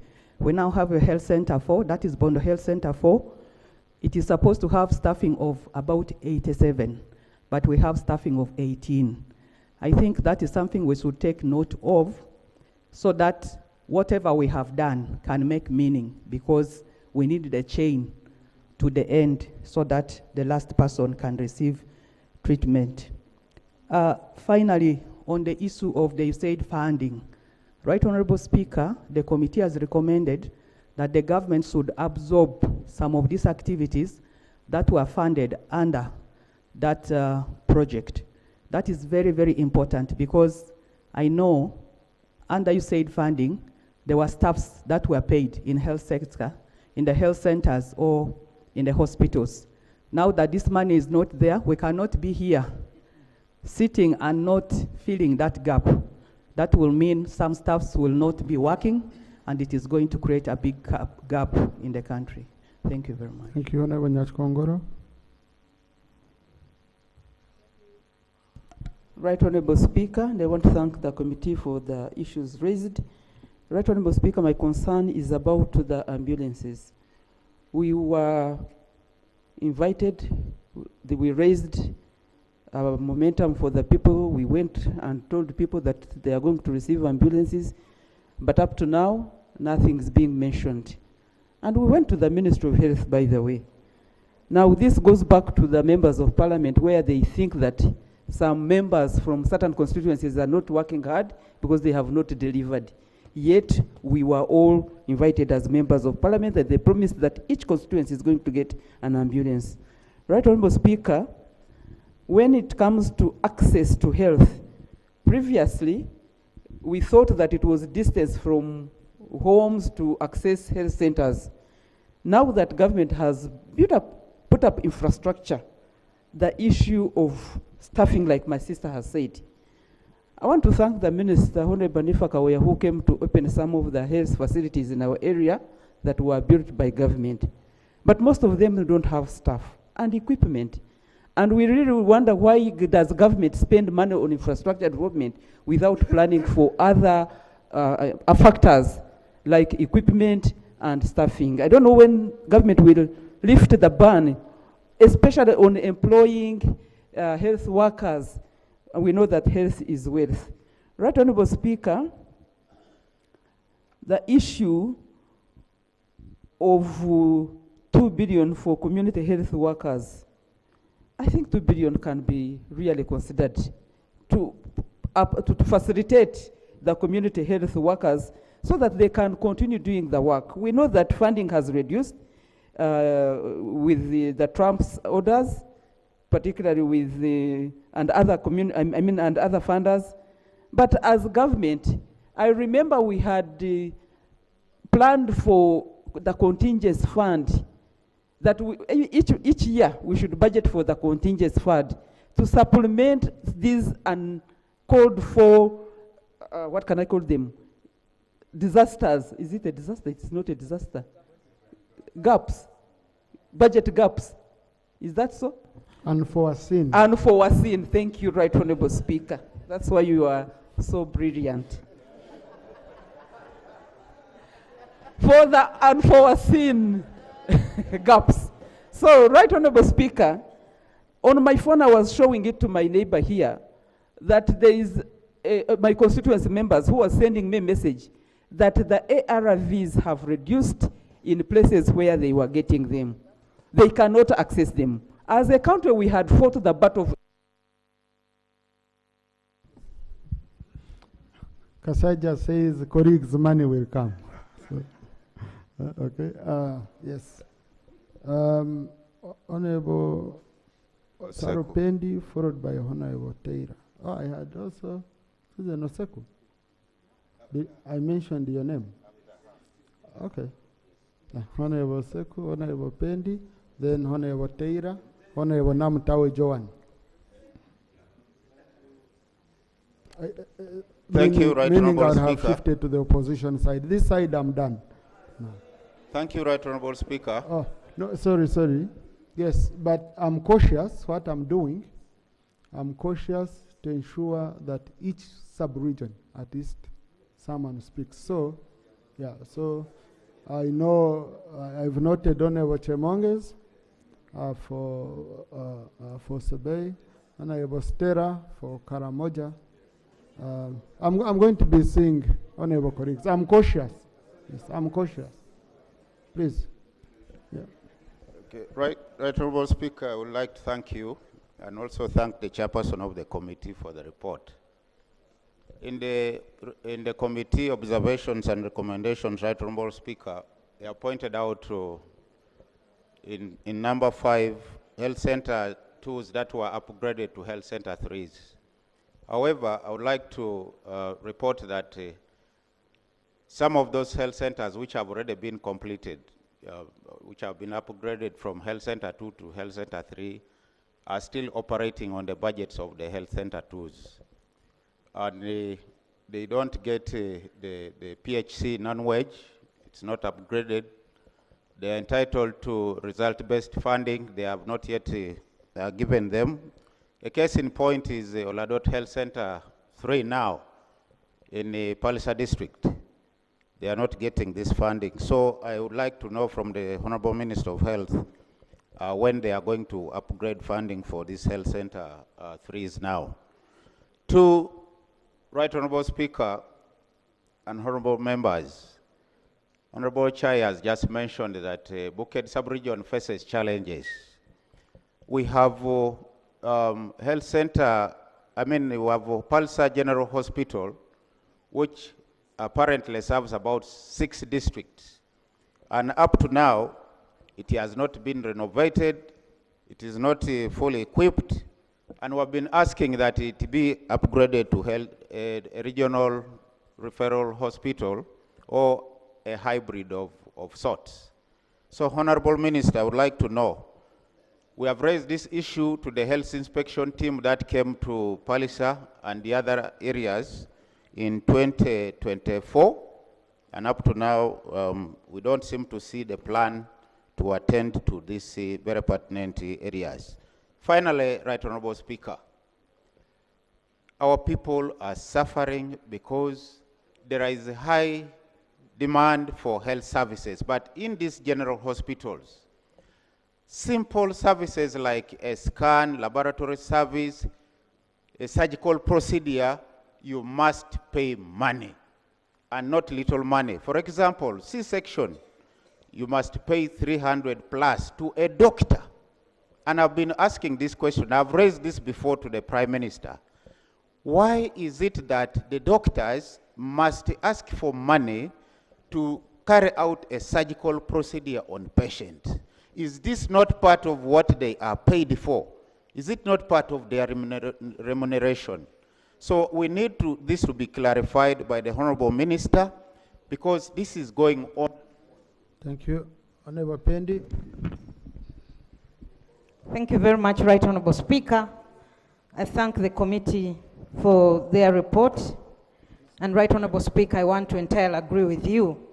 We must prioritize the purchase of the PET machine so that we end the challenge that Ugandans face.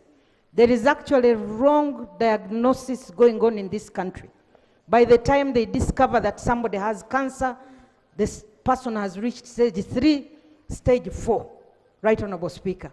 So 62 billion gap, we must find this money because what is available is 30 billion.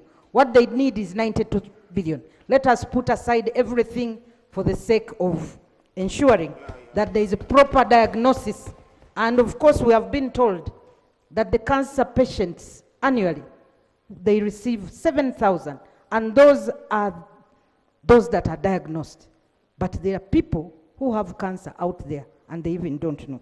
So, Right Honorable Speaker, the second issue, can we focus instead of doing so many things at the same time? Cancer Institute already has a regional center fully constructed and commissioned in Omoro, another one in Mbarara.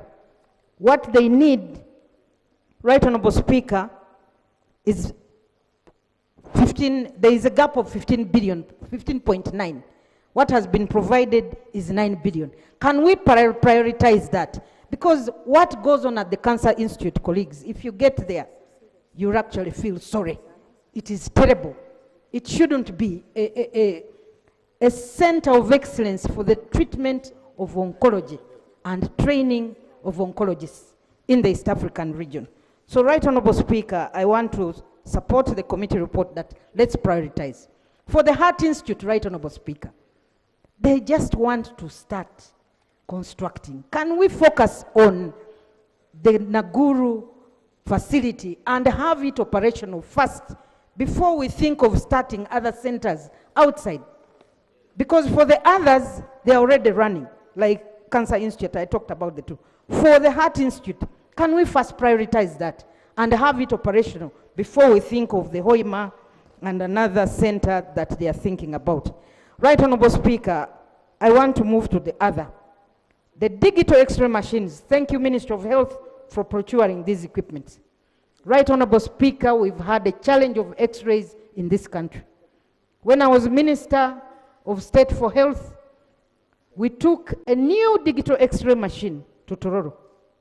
Unfortunately, 5 years down the road, this equipment has never worked. Just a small...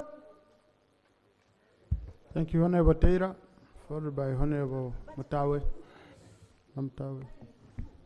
Thank you, Right Honorable Speaker.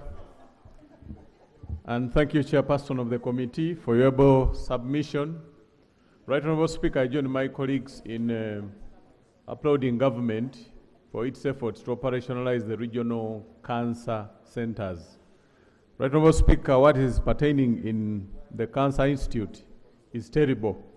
And the only way we can decongest it is to make these regional centers operational.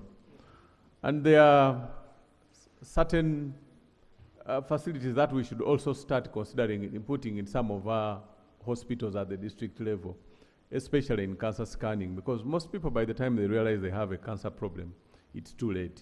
So we should have a mechanism where information can be disseminated at the local level to enable them. Maybe those who require to go for further screening can be referred. But when at least at the district hospital, we have mechanism to detect.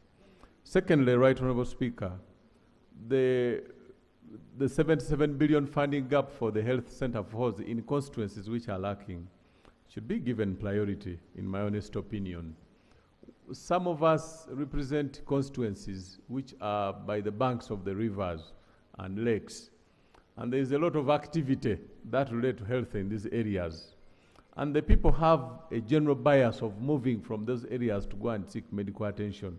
So we get a lot of challenges that relate to health in those areas.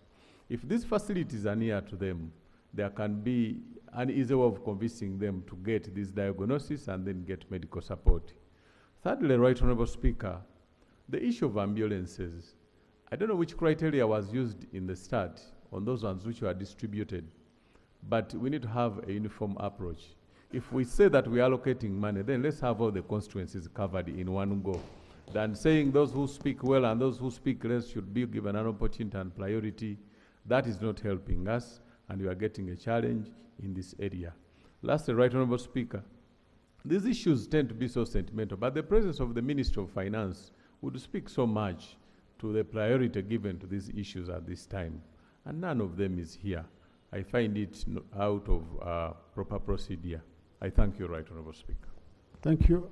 Yeah, I totally agree with you, Honourable, because Minister of Finance has how many ministers, but it seems when Honourable Msasses is not around, no one else can be. You know, it's a pity. And the budget is their process. It's their process. Yes, I had picked Honourable Namtawe, Joan, Honourable Zake, Karangara.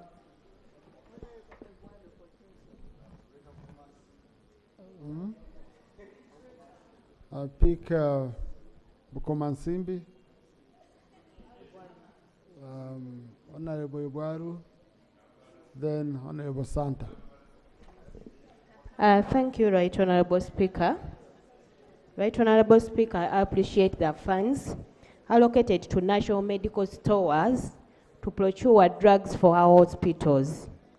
Right Honourable Speaker, last week but one, I was in Masaka Regional Referral Hospital with a patient, but the situation I found there is so alarming.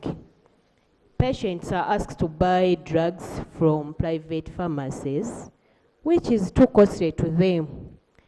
Right Honourable Speaker, Masaka Regional Referral Hospital is struggling with the drug stockouts due to high number of people getting services from this hospital.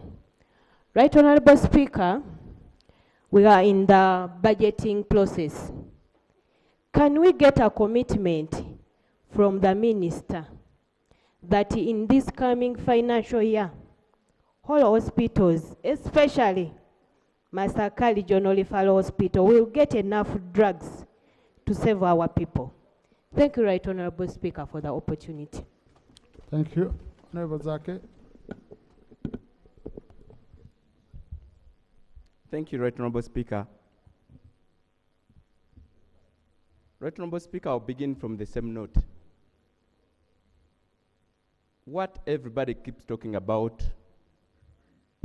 in our communities is about the lack of drugs in the hospitals. But my problem is about the issue in the statement that we've just had. There is always money budgeted to provide for drugs in these hospitals, generally, nationally. But in Mitiana Hospital, I've never received any report. All the calls I get from my voters, the people get to that hospital, nobody receives drugs that are for free. First and foremost, money is always solicited from all the patients, almost all patients. On a monthly basis, I actually spend more than 10 million to provide drug money to buy drugs. Using my mobile clinic in Mitiana, I almost spend a lot of money purchasing drugs, treating people, and I'm wondering what is the health sector doing about this? This is what everybody talks about year by year. And when we get into campaigns, you keep promising free medical services. But this is not happening. So since we have this opportunity that we're in the budget process, let us put up mechanisms to make sure that medicine is not stolen from hospitals and medicine can be accessed by patients. Because almost everybody has cheats from doctors. You can't buy this kind of medicine, buy this so-and-so medicine. So this practice should stop, and we make sure that medicine gets to the common people. I thank you. Thank you. Karangara. Thank you, Mr. Speaker, for the opportunity. The people of Kalangala are proud of you. I want to commend the committee for such a wonderful report, especially to the hard-to-reach areas. We feel represented very well. The Honorable Chair, thank you for listening to our cry, especially, Mr. Speaker, the issue of ambulances that were not fueled. They were not given fuel in the NDB4, but now that you have brought it out, we are grateful and we are hopeful that this fuel is going to come to us, not only in words, Mr. Speaker, but in action. On page, Mr. Speaker, on 29th March 2025, I wanted to give you why we are saying we are happy that we are going to get fuel. There is a lady who was coming from Banda Island. She was going to give birth, but she gave birth in the middle of the lake and in a very ugly boat. So when we have these ambulances functional and very well fueled, we are going to be happy and honored to get them. Mr. Speaker, secondly, on page 21, you gave a recommendation that the committee recommends that the ministry should allocate specific time and days when the boat ambulances should move so that the public is aware of the schedule. Mr. Speaker, a health condition cannot be allocated time. You cannot tell somebody to get sick tomorrow. So why, I don't agree with the committee on this recommendation. Because say, for example, in the islands, you cannot tell somebody to get sick and the ambulance moves or doesn't move. The ambulance must be stationed somewhere ready to move at any time. Yeah? Because if, for example, somebody gets COVID-19 and they have the signs, you mean you're going to wait for Sunday and it is a Monday? So I believe, or I think, Mr. Speaker, this recommendation should be removed from the committee report because it doesn't really make sense for me as a member of parliament from the hard-to-reach areas. I thank you so much, Mr. Speaker. Thank you. I don't mind about the recommendation because it's not of a budgetary nature. Okay? So the recommendations which we refer to the committee as per Rule 149(2) of our rules of procedure are those that need reconciliation, harmonization, and consolidation into the budget. So since it's not of a budgetary nature, can as well be Much ignored. obliged, Mr. Speaker. Thank you, Honorable. Yes. Thank you, Right Honorable Speaker and Chair for the committee for the report. But my concern from the report, financing and upgrading lower health facilities. We have a challenge. It's a good proposal, but the challenge is we try as members of parliament like me, we have a health center too, Chabagoma Health Center. We have one room, everything is done there. I took an initiative to even buy the land for the hospital, but the ministry, we wrote letters, we haven't received any response, but it accommodates like 5,000 people, patients. So we need to look into that. Secondly, when we look at upgrading, we even have sub-counties with no health centers in Bukomansimbi, like Butenga Rural. Yet we passed here that each sub-county has to have a health center.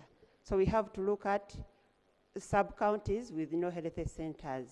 Lastly, Honorable Speaker and Chair, if we are upgrading, let us focus on some factors like the population. We have Butenga Health Center 4. It helps people from like 4 districts in Greater Masaka. And we all have one regional referral hospital, that is Masaka. If we are to upgrade, we pray and we have been here praying. Let us upgrade Butenga Health Center 4 to a hospital. Thank you so much. Thank you. Honorable Santa, Honorable Atkins, Honorable Ongisto, Honorable Waru, Honorable Barimozo. Thank you so much, Right Honorable Speaker. I thank the committee for giving us a very good report. My first question is to the Minister of Health. You called us sometimes back to Nakasero to receive ambulances. When will Yam district gets the pledge of the ambulance? People are asking day in, day night. Secondly, Right Honorable Speaker, I want to address myself to the issue of the counterfeit funding arising from President Trump's executive order. Mr. Speaker, this has affected HIV, where we have very many people suffering from this. It has affected malaria, where we have children, women, and others, and also TB. And the committee has recommended 9.6 billion, Mr. Speaker. I think when you look at our population and the people affected from these diseases, I think this parliament can find room and provide for this money. Then thirdly, Right Honorable Speaker, I want to add my voice on the issue of the cancer in this country. We recommended that the PET machine must be bought. Mr. Speaker, once again, I want to state that the whole of last year, I was in the Cancer Institute with my late dad, and the congestion there, Mr. Speaker. We are now in the rainy season. When it's raining, you find the attendants out, they are being beaten by rain. And, Mr. Speaker, if there's something that this parliament can do once again, let's buy this machine, number one, then two, let's try to focus on decongesting the Cancer Institute in Mulago by providing money for Mbara Satellite Center and then the Northern Regional Center. And Mr. Speaker, looking at the Cancer Institute, from congestion to drugs, lack of inadequate staff, you find that we have a big problem as far as this disease is concerned. Then finally, I want to talk about the maintenance of equipment. We have bought equipment in many regional referral hospitals, but we don't have the technicians to maintain them and to service them. So it looks like moving 2 steps in front and then moving another 2 steps backward, Mr. Speaker, because money has been spent, but the equipment works for like 2 months, 5 months or 1 year, and they are down. And then they remain there. Then when the patients come, they are referred to the private facilities. Mr. Speaker, I want to thank you, and I pray this parliament find room to accommodate the budget, more especially for the Cancer Institute in Mulago. I want to thank you. Thank you. Now, honorable colleagues, as we debate, I think the public should know when we say the committee has recommended, some of this money is not yet provided, so that they don't go out and say, but Parliament, okay? Because on health alone, the unfunded priorities which Dr. Young and team have brought come to a total of 1.776 trillion. That's outside the budget we have. The money we are saying, Rook 4. Okay? That happens to also other sectors. So that's why when we go to reconciliation with the budget committee, it's very critical. A very good example, the health centers, when we repurpose the budget, the health centers which they promised to include Chair, they've included them. Ambulances, including my constituency, honorable colleagues, by the way, when you are talking about who is connected. Some of you, most of you are not connected as me, but I wasn't considered for the ambulance. So I join you in the quarrel, we quarrel together. So you have an ally here. Yes, you have an ally here. So it's a health center for ambulances. Oh, I don't have. And you look at my constituency, a hard to reach area. Yeah. Thank you. Yes. So I had already mentioned the Honorable Watkins here next, followed by Honorable Manuel Rongso. Then I'll come to independence. Independence, I've noted you. Oh, Honorable Waru was first. Okay, Honorable Waru, then Honorable Watkins. The problem, you keep shifting. You are here, now you're this side. Mr. Speaker, this parliament, in its wisdom, in April 2021, passed a resolution to honor the doctors in Soroti Referral Hospital, following that miraculous operation that they conducted in Soroti Hospital to separate the conjoined twins. Mr. Speaker, at that time, Parliament made a resolution to honor that hospital by elevating it into a regional referral and a teaching hospital. The challenge we were given at that time as leaders was to identify land. Our leaders have identified land in Soroti University to a tune of 50 acres of land. Mr. Speaker, sir, as I speak to you now, Soroti Referral Hospital doesn't have a medical ward. A ward that was built by the whites long time ago has collapsed. Soroti Referral Hospital, as I speak to you, Mr. Speaker, doesn't have an X-ray machine. Soroti Hospital doesn't have an anesthetist. Soroti Hospital doesn't have an orthopedic doctor. Mr. Speaker, Soroti Hospital doesn't have even an oxygen plant. So what does it have? I can tell you it has nothing. Now, I raised the matter, Mr. Speaker. These are the things that are on the ground. I am happy Mr. Honorable Minister Chwer is here, whose patients are treated from there. Honorable Kasa is here, whose relatives are treated from there. I raised the matter of a transformer to be put in Soroti Hospital so that we produce oxygen. Honorable Okasai has not attended to me up to now. Mr. Speaker, sir, I want to request that the issue of Soroti Referral Hospital is a big matter. The hospital is by name. The hospitals are sick. In fact, Soroti Hospital is sicker than all the hospitals in the country. I request you, Right Honourable Speaker, and the members, the people who are here, let us take this matter as a very serious matter. Our people are dying. This is a referral hospital. So why would we call it a referral hospital, yet we don't have even Panadol in the hospital? The minister is looking at me. Please listen to me and attend to this matter.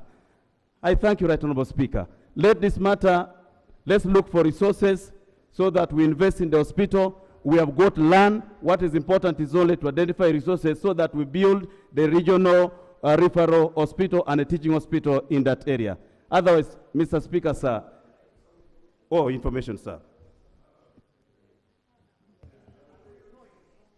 Right Honourable Speaker, just to supplement, I know my colleagues here. The truth is, while I'm here, I'm not supposed to really so much make, but Soroti Regional Referral Hospital is sick. There is a need for me and my colleague and all of us and the committee to go to Soroti and look at Soroti and prescribe a solution. It's bad for the people, it's bad for the government. Honourable Chwer, if I may ask, have you brought that to the attention of Cabinet? There is so much that goes on in the Cabinet that we discuss, but I am telling you, Soroti Regional Hospital is sick. Yeah, because you see, Cabinet complained that we interfere with the budget. Okay? You are a racket seat in Cabinet. So I hope the way you've stated it here is the way you stated it in Cabinet, though I know in Cabinet they are called secrets. Honourable Kasai, also you want to confirm the sickness of the hospital? No, I'm not confirming the sickness. He referred to a transformer. First of all, we have got a special tariff for health facilities where we are actually charging only 350 instead of 780. That's one. Number two, all referral hospitals, we have a budget to provide them with dedicated lines. Mbale has already got a dedicated line. Soroti Hospital will also have a dedicated line within the budgets that you are going to discuss here. Thank you. Thank you. Honourable Watkins, procedure, Honourable Nandara. Mr. Speaker, the procedure issue I'm raising, one minister came and stated that the hospital is sick, and yet the people who go there are sick. So how can a sick person treat a sick person? Is it procedure right that Soroti Hospital should remain sick to treat sick people? Maybe that's why the minister wants it attended to, so that it can treat sick people. Okay? Honorable Watkins. Thank you very much. But Honorable Watkins, but cabinet, government. I think I have on several occasions listened to the president saying there's a time we decided and we intervened in this sector. We gave it enough attention, especially the road sector. Why don't you discuss in cabinet that, for example, we look at one financial year, we say this financial year, our major focus is on health. We put in place infrastructure, equipment, and 3 trillion, okay? We set the base. Then, like how we did for energy sector, like how we did for roads, if we could do it for, we say one financial year, our major item this year is health. Next financial year, our major item is education, okay? So, before Honorable Zake, what does that? We need, yes, Honorable Watkins. Thank you very much, Mr. Speaker, sir. Mr. Speaker, sir, this is very important. Everything else can wait, but not the health of our citizens. Mr. Speaker, sir, through you, Mr. Speaker, I draw the attention of Minister Musecheri, Minister for Works. You remember, Mr. Minister, the Bwera Hospital Road. Bwera Hospital Road. It is totally impassable. And Mr. Speaker, so we have Bwera Hospital that is a district general hospital. For some of us, statistically, the population of Kasese district is about 1.4 million Ugandans.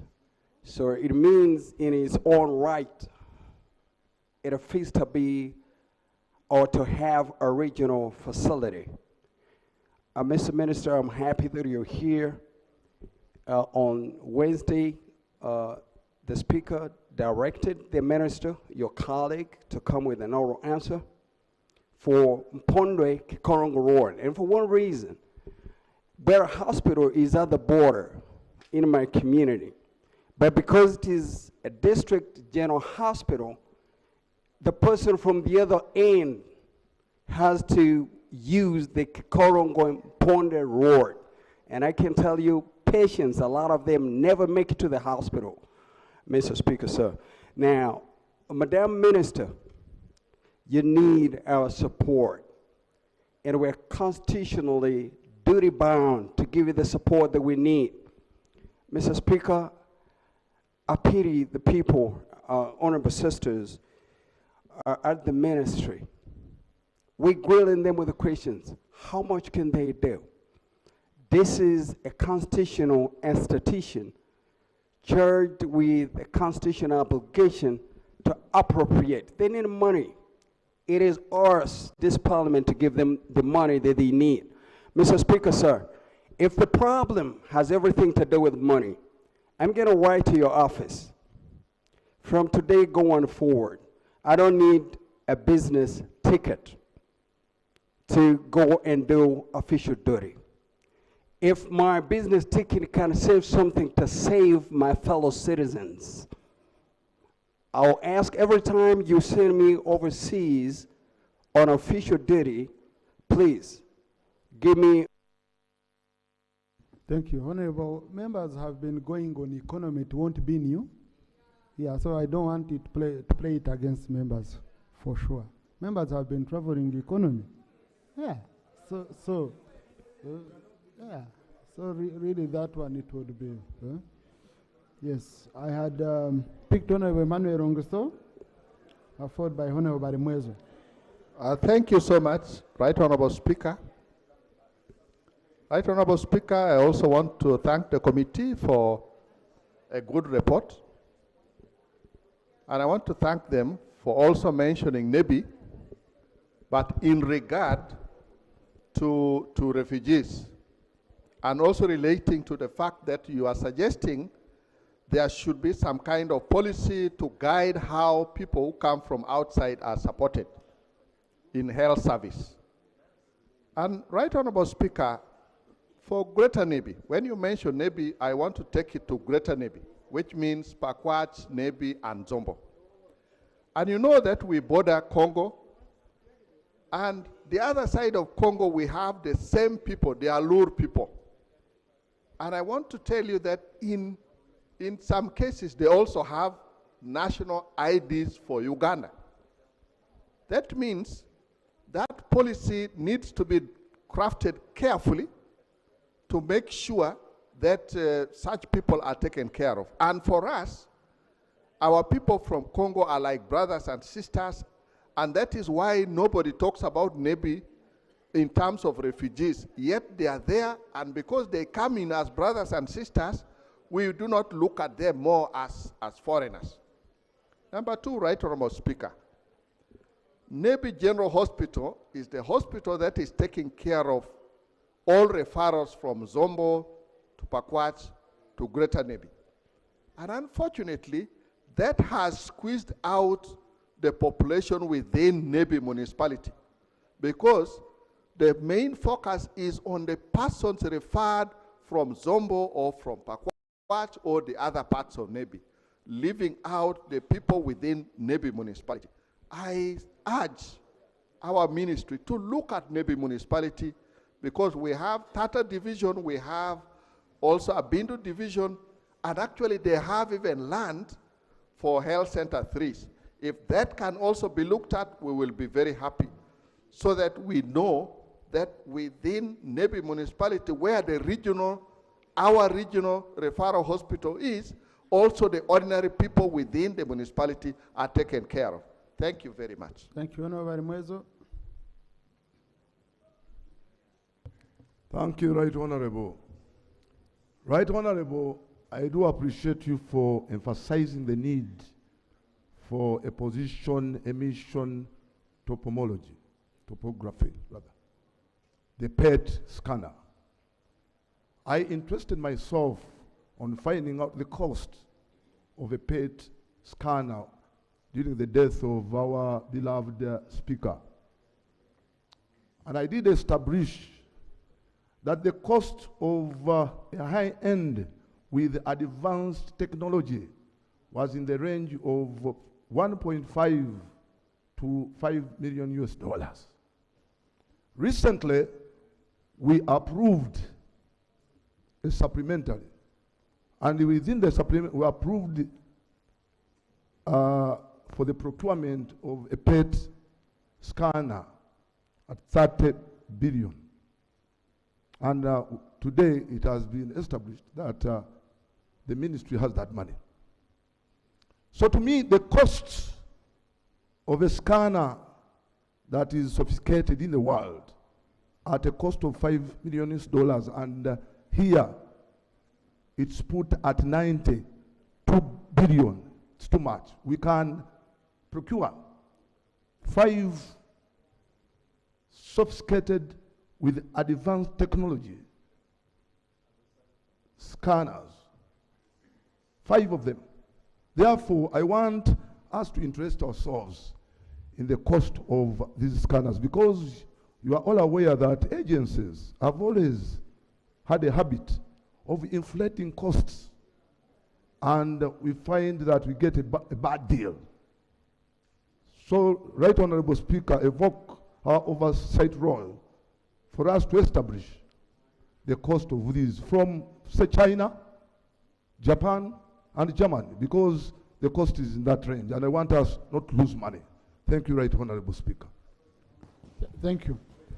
Now, I saw a figure that looked very huge. Chair.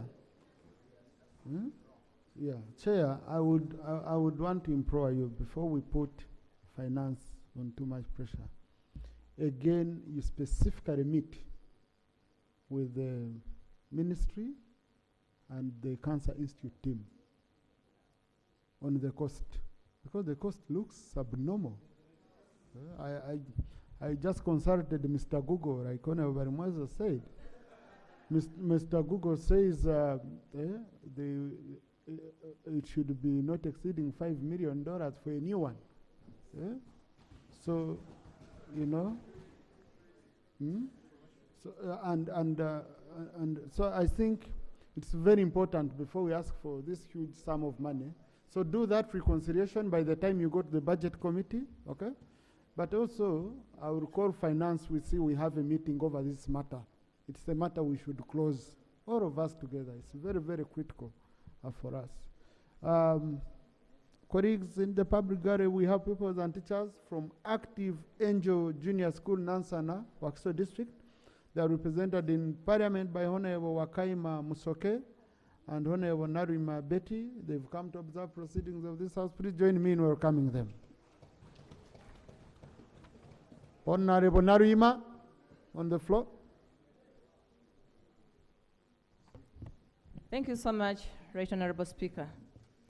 Right Honorable Speaker, as I go ahead to mainly support this report, Right Honorable Speaker, we have an issue of Entebbe Referral Hospital.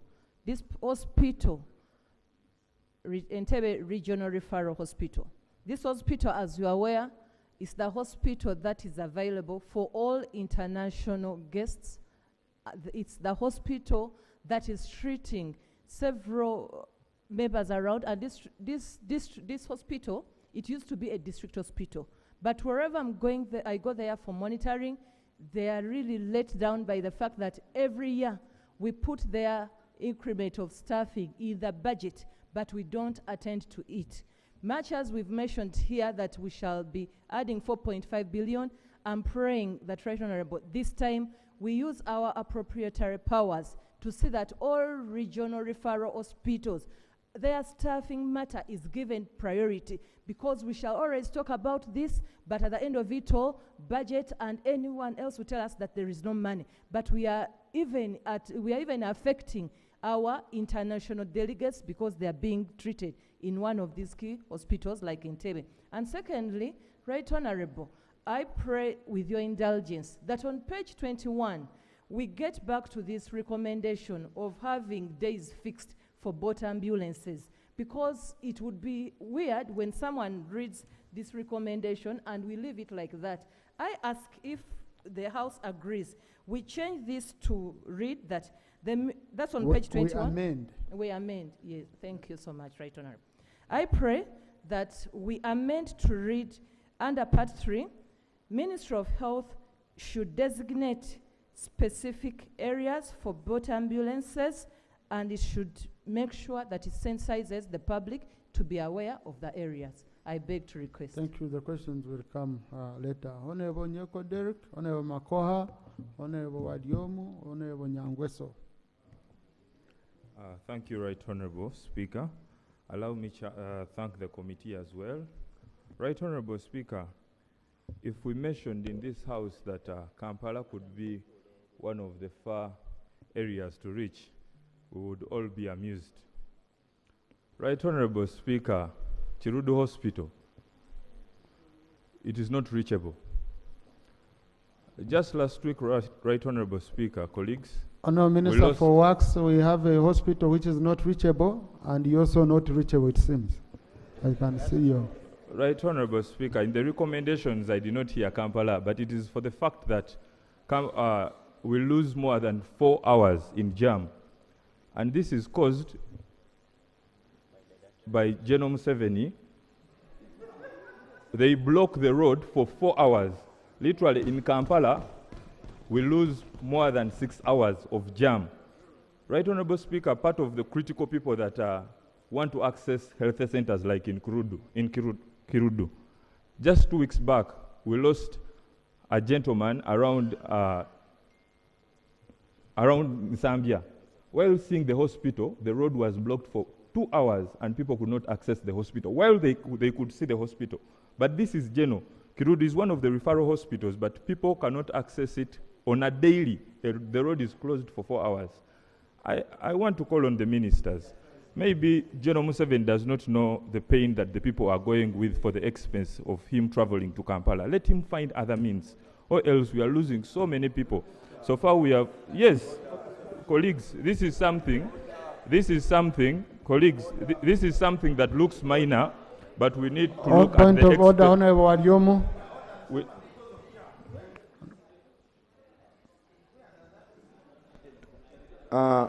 Thank you, Right Honorable. Right Honorable, we are in this country, and as per now, we are trying to budget, meaning that the budget we are discussing about is from the executive. And we know that the head of the executive is President Museveni and the Minister of Health. He operates on the behalf of the President.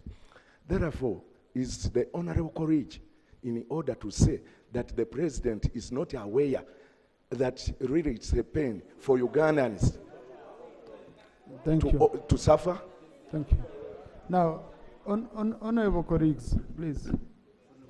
I would implore you, okay? I would implore you that really the floor here cannot discuss the security of the president. His movement is part of his security. It's not a matter really we can come and discuss here, okay? So Honorable Nyeko, conclude. Right Honorable Speaker, as I conclude, like I said, this is a health issue, and our people are passing on because they cannot access the hospitals in time. But as well, Right Honorable Speaker, I want to call on you colleagues. If an ambulance cannot pass through the motorcade, the jam created by these insecurities that we claim that the president is going through, then we should find other means that do not inconvenience Ugandans. Right Honorable Speaker, this is something we need to take seriously, or else the communities are going to feel very insecure, and it is going to cause more insecurity for the president. I thank you. Thank you. Yes, Honorable Margaret Makoa. Thank you, Right Honorable Speaker. Honorable colleagues, I have a list. You don't need to stand up because I'm concluding. I've already written you down on the list. Yeah.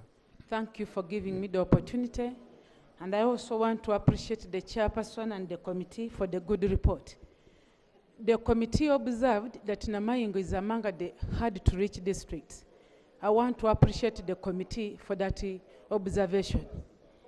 And it is very true that Namayingo is one of the districts that received the water boat ambulance. And we received it with joy.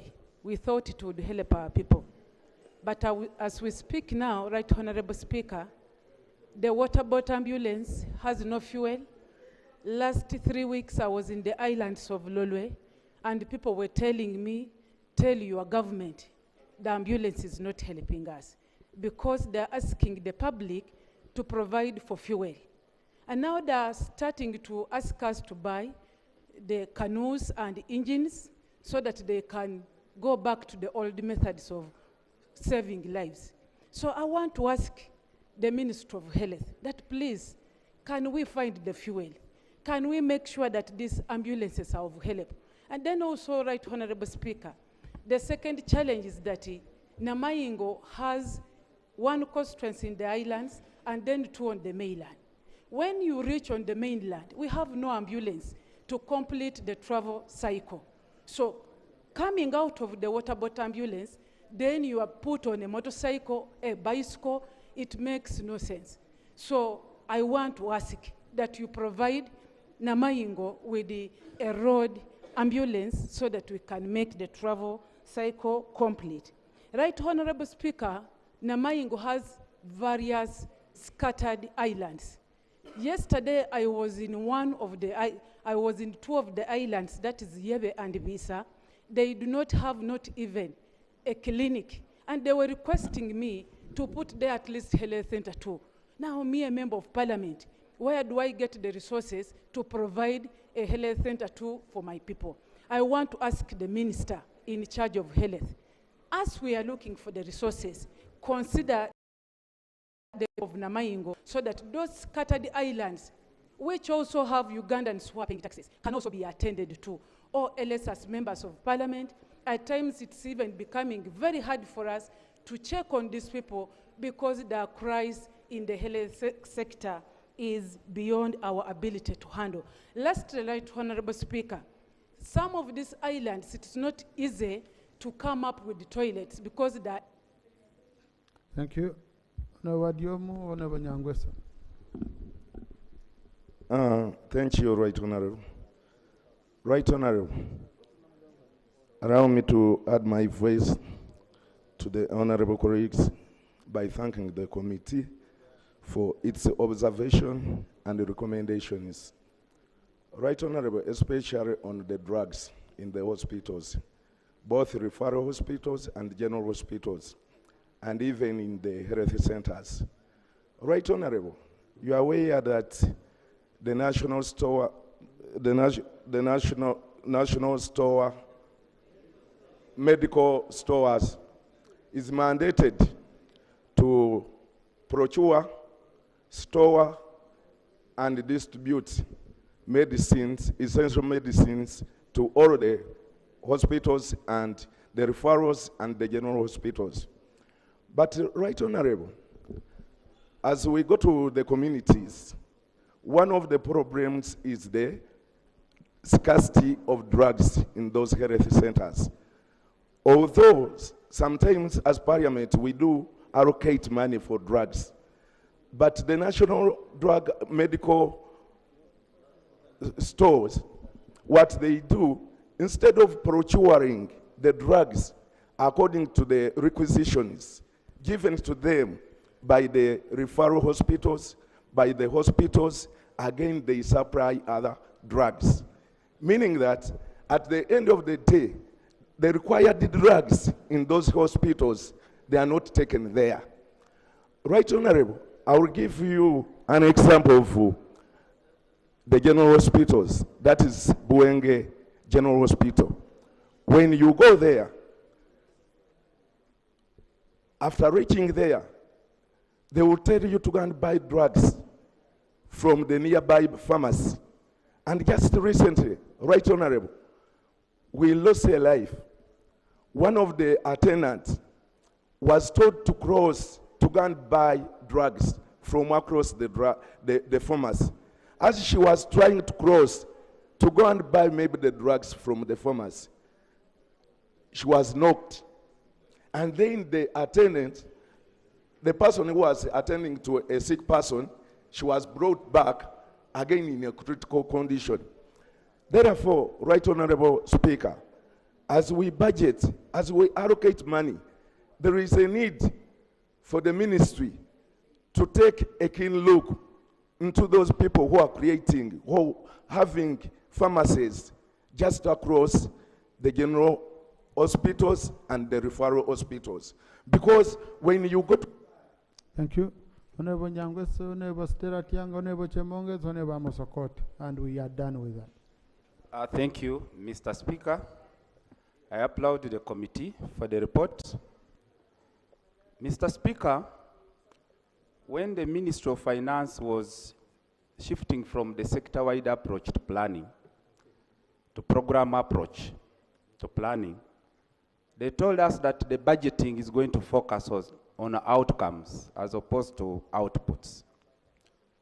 Looking at the committee report on page 20 and 21, the committee has noted that the ministry procured 115 ambulances.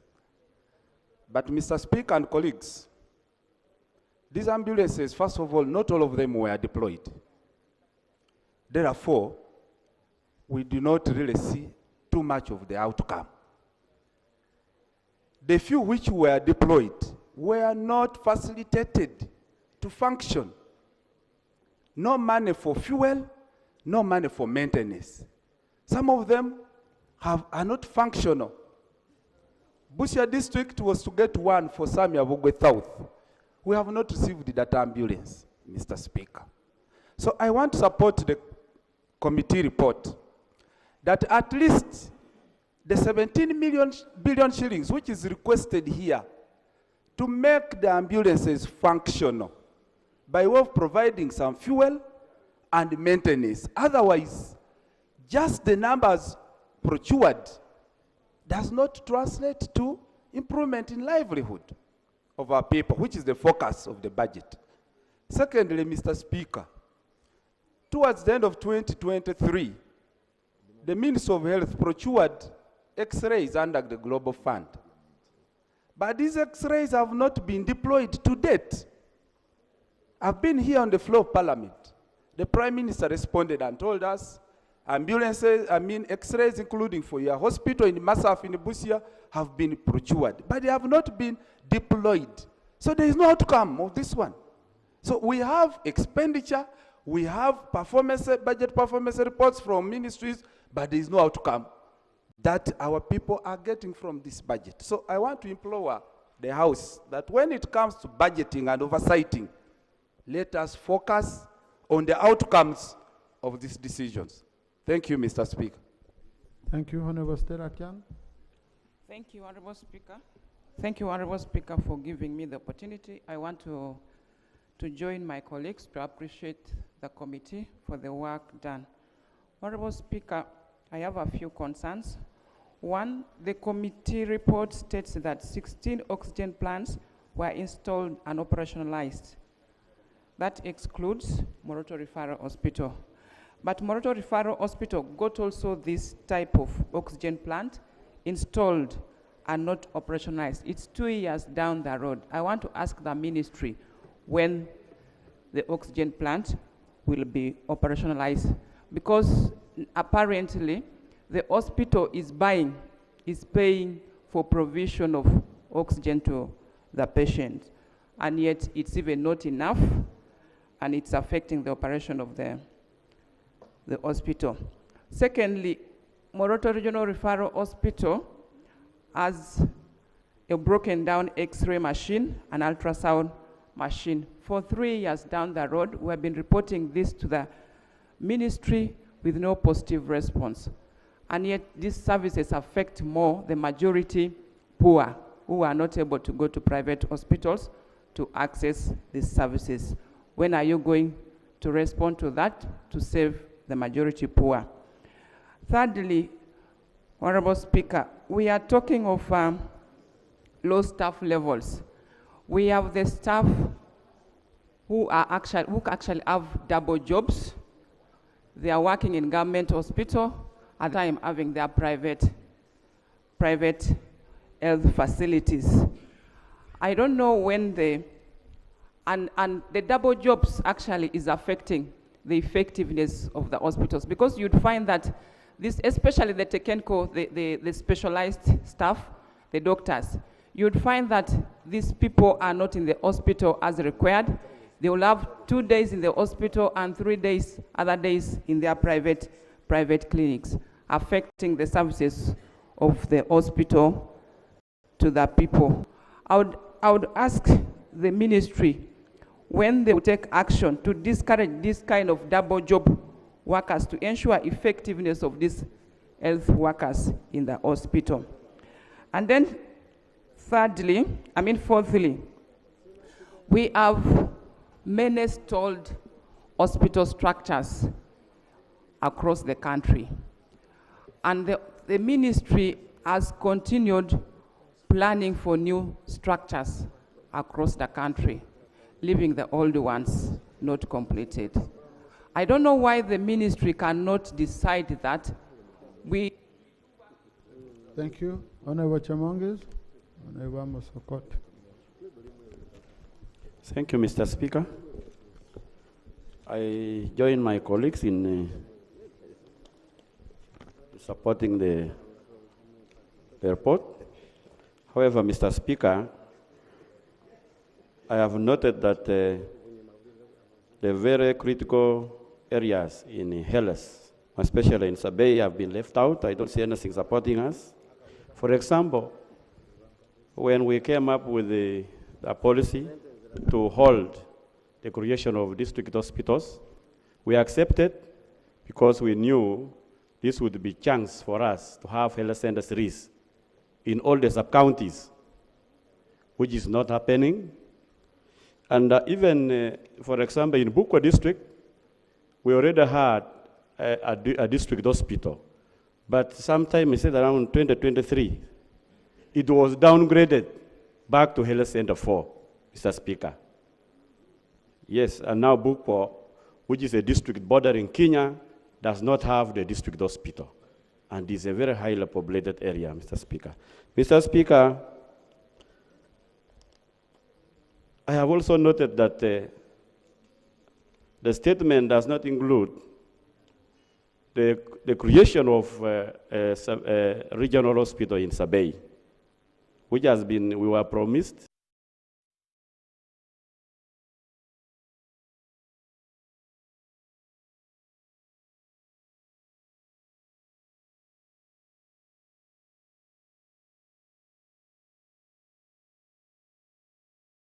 Even the force that we were promised does not appear anywhere, and this would help us areas without the district hospitals. For example, me from Queen, we are really waiting, and we are still patient, waiting for the district hospital, which we saw with our hearts would be covered by half.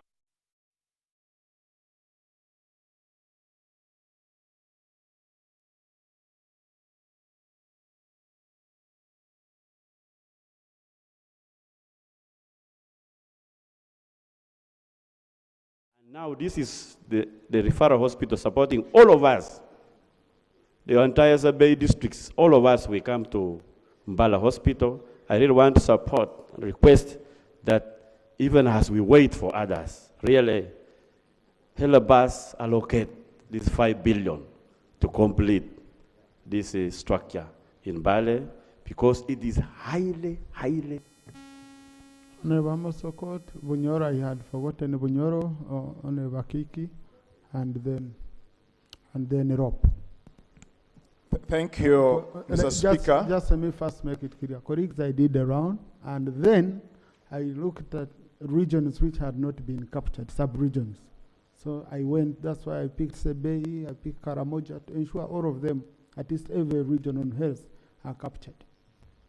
Thank you. Thank you, Mr. Speaker. I join the colleagues to thank the chairperson for the committee. Mr. Speaker, to start with, you have been emphasizing about the PET machine for the testing the cancer. But there's this one also about the dialysis machine for those who are, all of us are victims of kidneys and kidney failures and a problem into it. I also recommend we put some fund so that most of our regional referral hospital, we put this machine, because like in Kitgum, Agago, everybody has to run and goes towards Oyam. Number two, Mr. Speaker, there was a project which the minister have to fast track it about the teaching hospital in Gulu University, to have that wing. We held several meetings about it, and even the sub-region acquired a land waiting for that project to be launched. Maybe you get some time and fast track it. Number three, Mr. Speaker, I support the idea of creating Kitgum Medical Hospital into regional referral hospital. Actually, they have to go not even to Gulu Regional Referral Hospital, but they go to Lacho instead. That tells us even the services are regional referral hospital. Much as we are emphasizing the private wings of hospital to be developed into proper services, those services are regional referral hospital. You have to check and improve into it. Mr. Speaker, there is a change. The government has changed the policy of health center 2 into 3. I think they have to revisit this policy. We have policies, they don't even have health center 2. Even those with health center 2 have not been changed into health center 3. And the policies also as big as sub-counties. A point in case in my county. Finally, as I conclude, Mr. Speaker, I have written to the Minister of Health. They have talked about it. Kalon Town Councils. Kalon Town Councils, since all this period, they don't have government facilities like health center. 3 or wherever kind of health center unit you want to place. Why don't you put some small money This is the center, it is the center of Agago North County. Beside the ambulances which they have not given unto us. Let us roll it out. Many of us are now talking about those. Thank you, Neighbor Kiki. Thank you, Mr. Speaker, for the opportunity. I wish to thank the chair and the committee members for the good report. For starters, wealth is health, or health is wealth. I'm talking to, I address myself to Masinde Hospital, which was built 1922. Actually, it has outlived its existence. I'm happy that it has been highlighted as one of the beneficiaries. We just hope that our dream will come to pass this time around, because it has been appearing in all these financial years, but nothing has come to pass. Number 2 is on the national insurance. The Committee on Gender, Labor and Social Development visited Zambia, and actually we found out that Zambia, the national insurance is working. Zambia is one of the poorest countries. And we have a good report. I don't know if it has ever been represented here, but Zambia is doing very well on the national insurance. So let us maybe have another debate on this insurance. It is workable, it is practical, and it will solve a number of problems. Number 3, in the report, I don't know how we can budget for prevention is better than cure. Mr. Chair and the Minister, do we have a budget for prevention? Because some of these diseases can be prevented so that we don't go to hospitals. Is there a budget for prevention? What have you put under that item so that we have very few people going to hospital and we can prevent the disease? Now, and lastly, VHTs. Have you put anything for VHTs? They do a lot of work in our communities. Thank you so much, Mr. Speaker, for the opportunity. Thank you. Thank you. Now, honorable colleagues, I just wanted Honorable Amos who raised the issue of dialysis and what. Now, Minister for Finance, what is so special about the PET machine? And last time we were here with you, and you remember how emotional Honorable Kawoya became here on the floor and said anyone who has not yet gotten cancer is the one who doesn't know what a PET machine means. Because a PET machine is basically for early diagnosis. If you get cancer early, then you're able sometimes to treat it successfully. Most of the times we get it when it's late. Because you want a PET machine, you go to Nairobi. The cost of Nairobi, how many people will afford? What I checked, Ministry of Finance had put around 37.5 billion, I think, in the budget, whereby 4 billion was for reagents, and then 33.5 was for construction of the center. But the question is, how do you buy reagents before buying a machine? I don't want us to go to a situation which we had here when we were handling the policy statement for agriculture, where they brought castrated bulls for the breeding program. That would be really a bit close. So, Honourable Minister, I request you cross-check with your team on the issue of the PET machine. Good, yes. Mr. Speaker, yes, I remember you raised the concern here and you asked me to follow up. Mr. Speaker, the Minister can confirm, the Minister of Health can confirm that we have made a provision in the next financial year's budget, which we are considering now for the machine. Thank you. Yes, Honourable Minister, I agree, and that's why I've appreciated 37.5, but they are saying they need 60. I want us to sort out the issue of the PET machine. Honourable Dr. Young, And then the Minister for Health will tell us, if Minister of Finance gave you money for the project, how do you start by buying reagents when you don't have a machine? Because in the budget, I see money for reagents. Thank you very much, Right Honorable Speaker. We had an interaction with the ED of Uganda Cancer Institute about the PET machine, but I can't say I was talking a lot of English, but we requested that he can write a comprehensive report of the progress on the PET. It's in fact a PET project, and he can be able to present to the committee. Then after that, he can be able to present to the floor of Parliament. That was my humble request. Thank you. Yes, I will request to read you also reach out, you meet the Minister for Finance, because the money being asked for looks a lot of money compared to what the ministry has already given. Okay? So, and you need to go into details, Chair. I can see 4 billion for reagents. Now, reagents, before you get a machine, how are you going to use the laboratory reagents? Honorable Rob?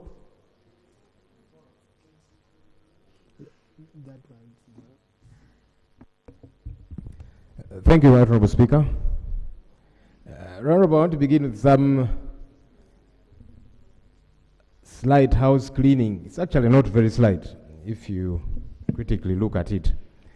You see, our rules, Rule 204, provides that our reports should be signed by at least a third of the committee members. This particular committee is listed to have 25 people, and the people who signed are less than a third. It's important that, and this is caution to the chairman, it's important that we cross every T and dot every I, because that speaks to quorum. Right, Honorable, you know that some decisions of this House have been challenged successfully so in court because they've been taken without quorum. So we want to avoid situations where somebody can challenge such a report, because it is challengeable if somebody chooses to. Honorable Rope, I've cross-checked, okay, and I will tell the clerk to upload the report which has enough signatures. I think when we were putting them on pressure, they signed early and it was uploaded. So they will need to upload one which has enough signatures, which I understand the clerk received. So now it's only the speaker who has the correct document. That's what's the problem. Anyhow, going forward, we need to improve how we operate. The document is correct, okay? So the content is correct. The signatures are not affecting the content. I don't want to get into a debate with the presiding officer, but I think it's important that we caution our colleagues, because the document we have is a different matter. Anyhow, let me move away from that. The point has been made. Right Honorable, I was looking at, colleagues have spoken literally about everything. I'll just focus on one item, functionality of lower level health centers. I think this is important for all of us, yeah, because you had colleagues complaining about health centers in their constituencies, including ministers who are saying their hospitals are sick and all of that. Can we begin to focus money on this? Because it's important for all of us. As a member, you might get a challenge in your constituency. Sometimes you only think about these things when you're the one in that situation. And the nearest for you to be taken to is that health center. If there is no medical persons, if there is no medical equipment, you'll have a challenge. So let's do this for all of us. And there's where we can find money. I know the Minister of Finance is going to tell us that there is no money. There's where we can find money. Right Honorable, I made a case here when we went with colleagues to see what was happening at Lubowa Specialized Hospital construction site, which should have been completed a long while ago. As of today, we have injected over 700 billion shillings into that project. Of course, after we made a lot of noise about it, I'm told there's a shell of a structure that has been put up. On an opportune occasion, we shall demand accountability for the 700 billion shillings, because that shell that has been put up, I don't think it accounts for 700 billion shillings for a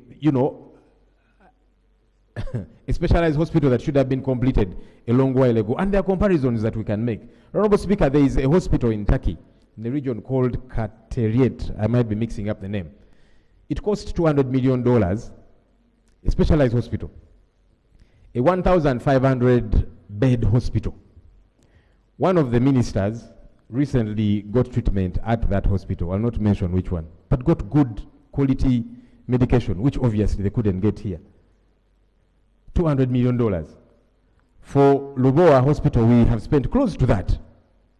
And this is a 264-bed hospital. That's what it's poised to become.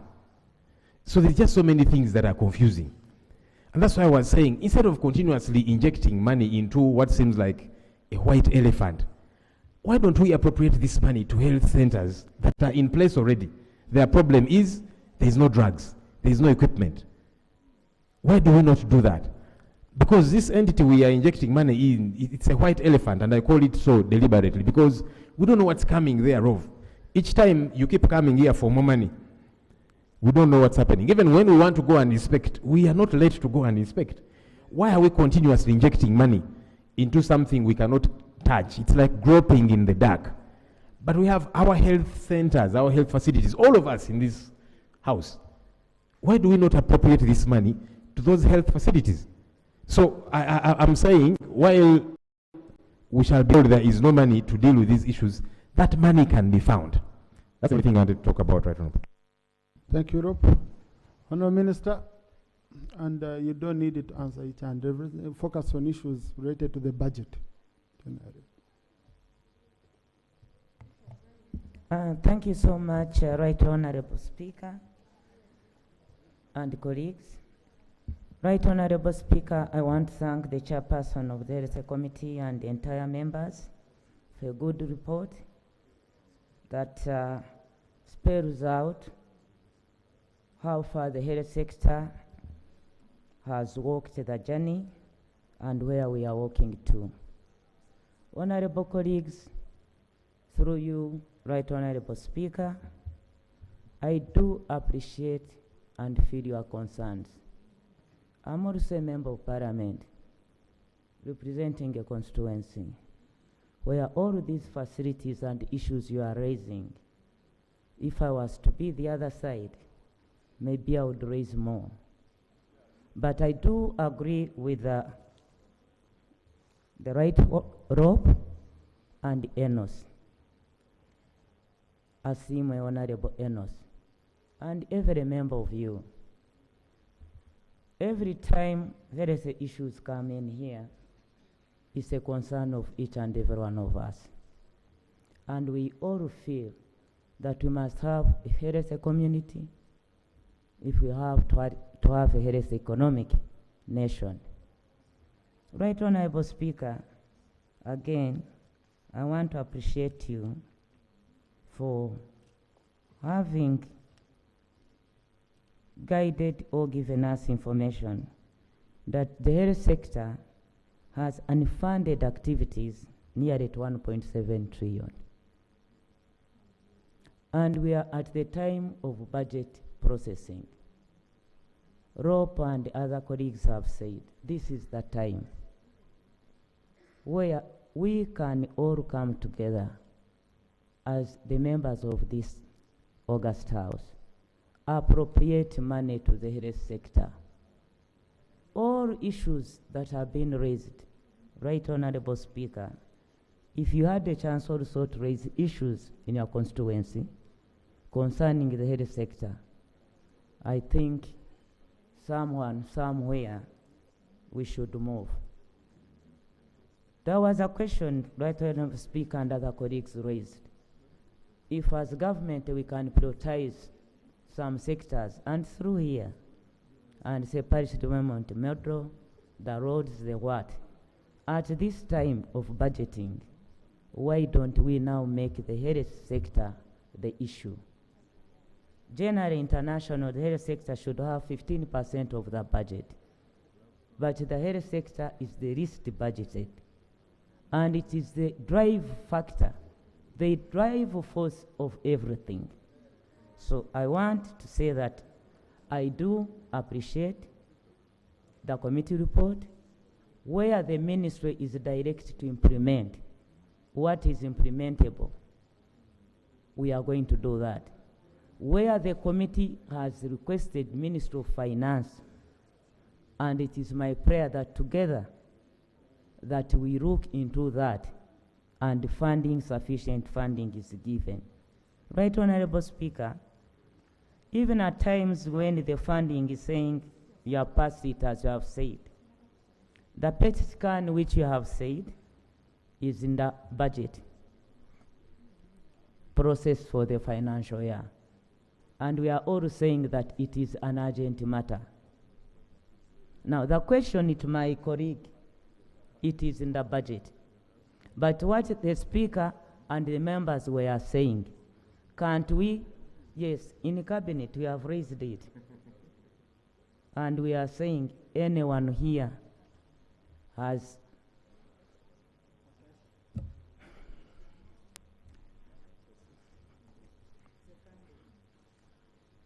anyway, what I'm saying is, Right Honorable Speaker, the members are concerned that while it is in the financial year, the question is, and this is what Rob said, is there no way we can find this money and ensure we have this PET as soon as possible?